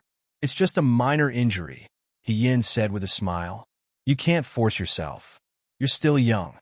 It won't be good if you get sick," Ma Damii said warmly. "Go and eat first. After you're done, come here and find me." Yin asked, "Coach, what's the matter?" "Of course it's something good." Ma Damii was still very mysterious. "You'll know when the time comes." Yin couldn't figure out what was going on, so he went to eat first. The soldier in charge of the meal had received Shunhan's order and knew that Yin was injured, so he gave him an extra steam bun. Yin ate it on the spot. Then, he followed Ma Damii's instructions and went to the training field. The weather was getting colder. It was late autumn, so the sky darkened early. When Yin arrived at the training field, he saw more than 10 people standing there. They were all the instructors of the Liangzhou City Guards. Ma Damii waved at her. "Hey, Xiaoyi, over here." Yin walked forward. Du Mao and Liang Ping were also there. Liang Ping looked at him and asked in surprise, "Why did you ask him to come?" "I heard from the chief instructor that Xiaoyi is injured. It's good to bring him along." "Liang Ping, don't be so stingy." Ma Damii leaned closer to Liang Ping and whispered, "I think the chief instructor takes good care of this kid. Maybe he'll be promoted faster than you and me. There's no harm in getting on his good side in the future." Liang Ping looked at the old man's shrewd, sneaky smile and said angrily, "What kind of person do you think I am? I don't know how to get on his good side." "You don't, but I do." Ma Damii didn't want to bother with him. She walked past Liang Ping and put her arm around Yan's shoulder. She smiled and said, "Young man, let's go." "Go?" Yan asked curiously. "Where are we going? Why are there so many instructors here? Even though it's night training, there aren't many people. Are they planning to drink behind Xiao Ju's back?" When Yan was in the Fuyua army, the deputy chief instructor under him also often drank behind his back. However, Yan was a little flattered that they were bringing a small soldier like him. Don't ask. Ma Damii smiled mysteriously again. You'll know when we get there. Hien was confused, but he didn't want to refuse their kindness. He guessed that they were either going to play a game or drink, so he didn't refuse. If she was on good terms with these instructors, she might have more bargaining chips when Xiao Ju considered whether she could enter the Nine Flags Battalion in the future. Okay. She immediately agreed with a smile. This group of people did not ride horses. They walked up Mount Baiwe. This road was different from the one they had taken during the flag battle. It was a small path. The instructors were all in high spirits. Along the way, they talked about the recent training of the new recruits, which new recruits were the most outstanding, and whether they had enough firewood this year as winter arrived and it snowed in Liangzhou. Hien was walking silently when he heard someone say, "Instructor Du, your relative, Lei Ho, has been very impressive in the vanguard recently." When he heard this name, Hien's ears immediately perked up. After the battle for the flag that day, Xiao Ju selected Lei Ho to enter the vanguard. Other than that, there were also the other outstanding recruits from Mount Baiwe. Adding the people from the Liangzhou guards, there were a total of 1,000 people. Even though Hien was dissatisfied, he quickly followed Xiao Ju to Liangzhou City. When he came back, he found out that the training of the vanguard had already started for a while. However, what made her feel strange was that the training of the new recruits in the vanguard was the same as what she knew. It was still a surprise attack. It wasn't the 3 times the amount of training that Xiao Ju had mentioned. Hien had a guess. Maybe the recruits that Xiao Ju chose to enter the Nine Flags Battalion and the recruits that entered the vanguard were 2 different things. But she couldn't directly ask Xiao Ju about this matter. Therefore, she continued to pay attention to the movements on the other side. "You flatter me?" Du Mao was a bit proud when he heard that his relative was praised. "When I saw him that year, this kid had just learned how to walk. He hugged my saber and wouldn't let go. Now that he's this big, he's a bit like me when I was young." "Huh? Do you have any shame?" Liang Ping looked askance at him. "As if we didn't see what you were like when you were young." "AI, you're wrong," another instructor said. "Now that Lei Ho has entered the vanguard and is so outstanding, his future is limitless. I think that in the future it won't be difficult for him to earn merits. Even though our old Du can't do it, but his nephew can. He's not bad. Go to your mother." Du Mao laughed. Probably because Hien's gaze towards the other side was too obvious. Ma Damii, who was walking beside her, noticed it. She thought that Hien was angry that she didn't enter the vanguard and said, "Young man, the road ahead is long. Even though you didn't enter the vanguard, you may not be worse than Lei Ho in the future. Look further, don't be constrained by what's in front of you." Hien turned her head. Just as she was about to say something, the old man patted her shoulder. "Look, we're here." There was still some distance from here to the mountainside. The white sand and green bamboo. The moonlight was like snow. Niao Niao steam rose between the cover of the forest. It was warm but light, like white ink, as if one was in a painting. "How is it?" Ma Damii chuckled. "I didn't lie to you, right? There's a hot spring here." Hien muttered. Liang Ping looked at her and snorted. "If you weren't injured, I wouldn't have brought you here." "Wait." Hien's face was vigilant. "You brought me here. It can't be that you want me to soak in a hot spring, right?" "Of course." Beside them, a slightly cultured instructor heard this and recited a poem in a genteel manner. "Once the lovesick wish is fulfilled, money calls the water sentimental. Steaming before the bath day, steaming heat waves arise."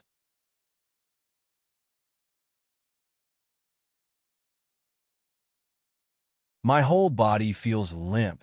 Dispelling illness is miraculous. I don't admire the birds of the heavenly lake. I'm willing to be a person in a hot spring. Warm water cures illness. This is good stuff. "That's right," Ma Damii said. "Since you're injured, soak in the hot spring. It'll be good for you." Hien awkwardly took a step back. "No, I didn't bring clean clothes. Forget it." "It's okay. I brought an extra one. You can wear it," Du Mao said. "It's been washed. It's not dirty." "I'm afraid of water." Hien continued to take a step back. "The pool only reaches your chest when you stand up. We're just watching. What's there to be afraid of?" Liang Ping was impatient. I. Hien racked her brains to come up with a reasonable excuse. Suddenly, the back of her head bumped into someone. She turned around and saw that it was Xiaoju. The young man was wearing a dark green brocade robe with cloud embroidery. His moonlight hair was as black as ink and was held up by a jade hairpin. He was elegant and handsome. He raised his eyebrows and looked at her. He was born with an outstanding appearance. Standing in the secluded scenery, his clothes were like clear snow. Autumn moon dust could not be offended. He Yin said, "Commander-in-Chief? Commander-in-Chief!" Du Mao and the others shouted. Commander-in-Chief is also here to soak in the hot spring? Yin was shocked. Xiao Ju was actually soaking in the hot spring with these instructors? The scene was hard to imagine. Xiao Ju pulled her to the side and reached out to pat the spot she had touched. She looked very disgusted. Yin heard Ma Damii explain, "There are 2 hot springs here. They're not far from each other. The smaller one is usually used by the commander-in-chief. The bigger one is for us to soak in." Has the commander-in-chief finished soaking in the hot spring? Du Mao asked. Xiao Ju nodded. That's right. Then I'll go soak in the hot spring, He Yin said hurriedly. As soon as she finished speaking, she saw the instructors looking at her in unison. I mean, since the commander-in-chief is already soaked in the hot spring, that hot spring is smaller. I'll soak in it myself. Anyway, it's a waste to do nothing, Liang Ping, Xiao Ju said calmly. Yes, yes, yes, Liang Ping scolded. He Yin, is the commander-in-chief's hot spring something you can touch? Hurry up and come over.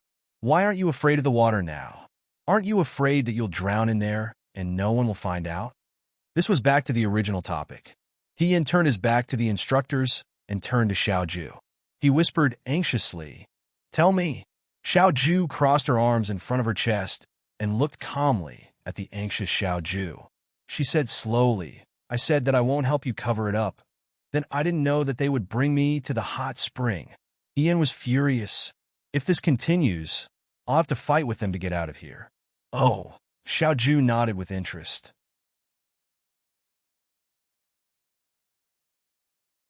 Then you can have a good fight. He turned to leave. He Yin gritted her teeth and said, Aren't you afraid that I'll tell them about the red mole on your waist?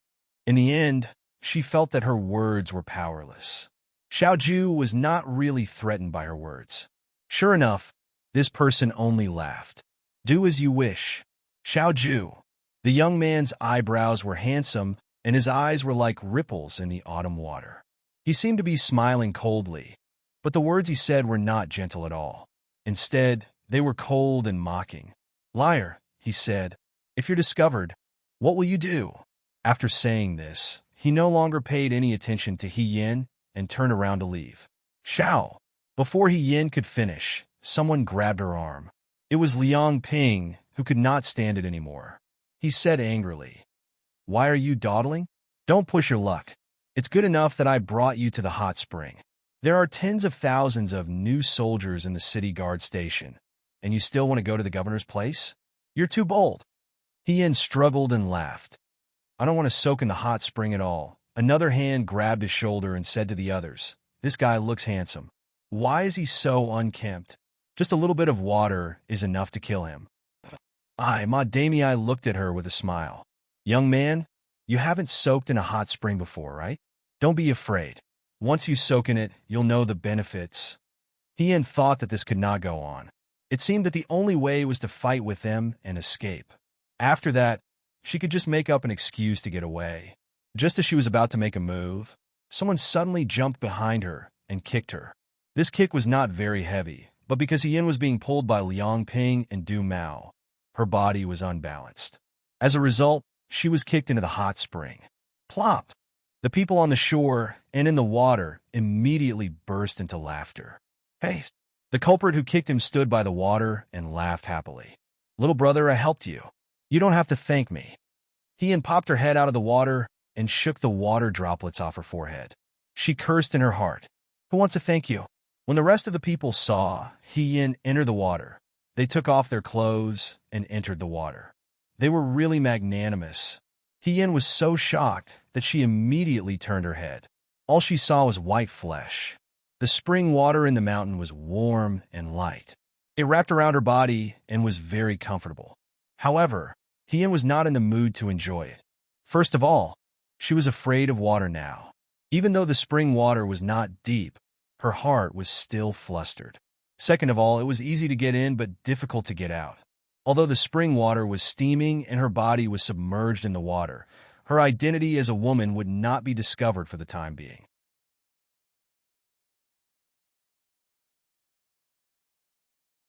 However, once she came out of the water, her clothes would stick to her body. As long as one was not blind, they would be able to see her. Moreover, this group of men was having fun playing in the water. Who knew if they would be kind later and make the situation even more difficult to deal with? The more one was afraid of something, the more likely it would happen. She stayed away from the crowd and soaked alone. She was noticed by everyone at a glance. The instructor who kicked her said, "Hey, why didn't you take off your clothes? Since you came down, don't you feel uncomfortable soaking in your clothes?" "No need." Hien forced a smile and said, "I like to soak in my clothes." This hobby was a little unusual for ordinary people. The other instructors looked at each other. Someone stared at him and laughed. "Is this guy shy?" His words stirred up 1,000 waves. This time the other instructor spoke openly. "No way. I don't think he's the type to be shy normally. I think it's possible. This guy is as delicate and pretty as a girl. Maybe he's like that in private too." "That won't do. How can a man of the Liang province guard be so shy? Why don't you call us over to train him today and fulfill our duties as instructors?" After saying that, several people swam towards Hien. Hien was shocked. "What do you want to do?" "Of course we're going to train new recruits." Du Mao laughed. "If we have to go to war in the future, won't you ruin our plans by being so unsociable?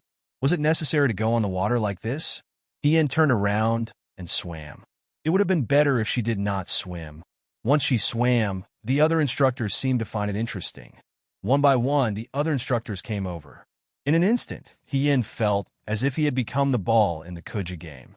Everyone fought to be first and blocked him from all directions. In an instant, the hot spring became lively. If they were in a different place and situation, this scene could be considered harmonious. The usually serious instructors were laughing and joking. It was obvious that they treated her as one of their own and made fun of her. However, in this situation, Hien could not bring himself to laugh. As she dodged their movements, she cursed in her heart. What kind of people were these? Was there something wrong with the instructors of the Liang Province Guard? In this situation, the only way to completely avoid them was to knock them all out. It would be fine if they were on the shore, but it was really difficult underwater. Moreover, there were so many of them that she had nowhere to hide. She swam with all her might, unaware that one of the instructors had grown up near the water and was familiar with the water. He had already dived into the water and quietly swam in front of her. Hien was only paying attention to what was behind her. How could she see what was in front of her? Suddenly, a hand grabbed her arm from the water and she could not dodge in time. That instructor acted as if he had snatched the ball in the Kuja game. He even called out to his friends and shouted, "I caught her! Come quickly!" "Come quickly? Come quickly for what?" Hien was shocked. However, she could not use her strength underwater and was unable to break free.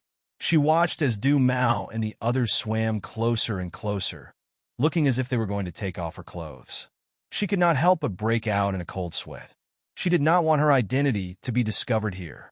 At this critical moment, the hand that was holding her arm suddenly loosened, and the head instructor cried out, "Ouch!" Something that looked like a stone flew past the surface of the water and quickly sank to the bottom. At the same time, Hien was lifted out of the water and landed on the shore. A cloak wrapped tightly around her neck. Everything happened too quickly. No one had time to react. After standing still, Hien turned her head to look and said in surprise, "Commander-in-Chief?" It was actually Xiao Ju who had returned.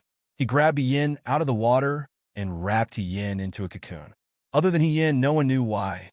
The instructors looked at him in confusion and looked at each other. "What are you doing?" At this time, another person's voice sounded. Shinhan walked out from the depths of the forest with clothes in his hands. He did not expect to see this scene. Looking at Hien's wet hair, standing beside Xiao Ju, the other instructors hiding in the water were dumbstruck. A bad premonition flashed through their hearts. Liang Ping said, "We are soaking in a hot spring." Shenhan was frightened. "Ian, you also—" "Ian?" "Yes." Shenhan was shocked. Although men and men were different from men and women, Shenhan knew that people were possessive. He didn't even want to show his saber to other people because he didn't want them to think about it. This Ian, his relationship with Xiao Ju was unclear, but it had been seen by someone and someone else at that. How could Xiao Ju be happy about it? Something big happened. The instructors all gathered in a circle. They knew that Xiao Ju was a cold person, so they didn't dare to stand up naked. They all only stuck their heads above the water and stared at Yi Ju and Yin Liqiang. They wanted to ask something, but didn't dare to. Their faces were filled with confusion. They were like a group of ducks waiting to be fed. Yin thought of this and could not help but laugh out loud. Xiao Ju glanced at him and raised her eyebrows. "You can still laugh." Yin immediately stopped talking. The instructors did not dare to speak. The situation was very awkward. As the chief instructor, Shenhan could not stand there and not speak. After hesitating for a long time, he asked, "Commander-in-Chief, are you going to take Yin back? Ask her." Yin quickly said, "I'm good with the hot spring. It's enough. I want to go back. I'll go back with you, Commander-in-Chief." "Oh, that's good, that's good." Shenhan did not know what to say. When he saw that Yin's cloak was actually Xiao Ju's, he panicked and did not know where to look. He looked down at his shoes and said, "Commander-in-Chief, you and Yin should go back and rest early. It's cold at night on the mountain." Although he did not understand why Shenhan suddenly became so frightened, Yin was still very grateful for the way out. He smiled and said, "If that's the case, we won't stay any longer." After saying this, he turned around and wanted to leave. After taking 2 steps, he saw that Xiao Ju did not move. He was stunned. Before he could say anything, he heard Xiao Ju speak. He said, "Don't take her to the hot spring in the future." Shenhan's heart thumped. His mind was full of thoughts. It's over, it's over, it's over. At this time, there was still someone who did not know what was good for him. The instructor who had dived into the water and was good at swimming had a wet head. He gathered his courage and asked, Why? Isn't he injured? Isn't it better to soak in the hot spring?" Yin said in his heart, "Brother, I really have to thank you." "You don't know." Xiao Ju faced the crowd. He stood tall and graceful and curved his lips elegantly. His eyes were full of mockery. This recruit, before he entered the camp, he was already checked. He spat out 4 words from his thin lips. Every word made Yin dizzy and dizzy. "He has a hidden disease." He has a hidden disease? The man who asked the question did not notice and choked on a mouthful of water. He coughed violently. The atmosphere was even stiffer than before.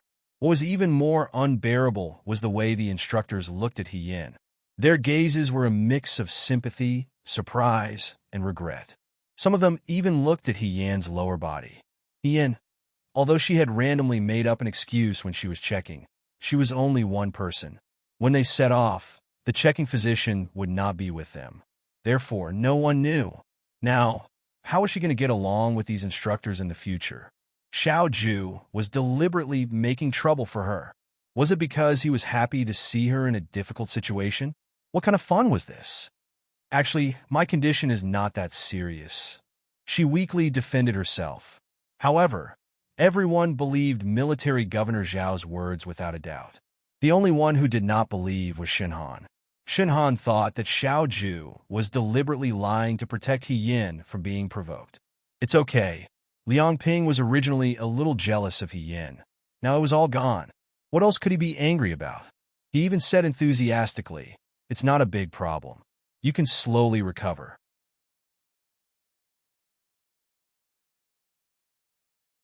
"I know a physician who specializes in this. Maybe in the future, you can still be saved." Yin had nothing to say. He said, "Thank you, instructor. See you later." Then he ran away. Xiao Ju said, "You guys can continue." Then she walked away unhurriedly. Shenhan stood at the edge of the hot spring in a daze. When everyone could no longer see Xiao Ju's shadow, they gathered their courage and began to talk. Dumao swam towards the edge of the hot spring and approached Shun Han's feet. He looked up and asked, "Chief Instructor, did you already know about it? I was wondering why you were so nice to this kid." So there was a reason. TSK. How did he get this disease at such a young age? Can it be cured? Cure my ass. Shun Han was furious. He kicked him back into the water and said, "I think you guys are tired of living. Cure your own brains first." The hot spring was left behind. In the dense forest, Hien followed Xiao Ju and walked towards the city center. The person beside her walked at a steady pace, just enough for her to keep up. Hien squeezed out 2 words from between his teeth. "Thank you. You look very reluctant." The corners of his mouth curled up slightly. "If you're not convinced, you can turn back." The cloak she was wearing belonged to Xiao Ju.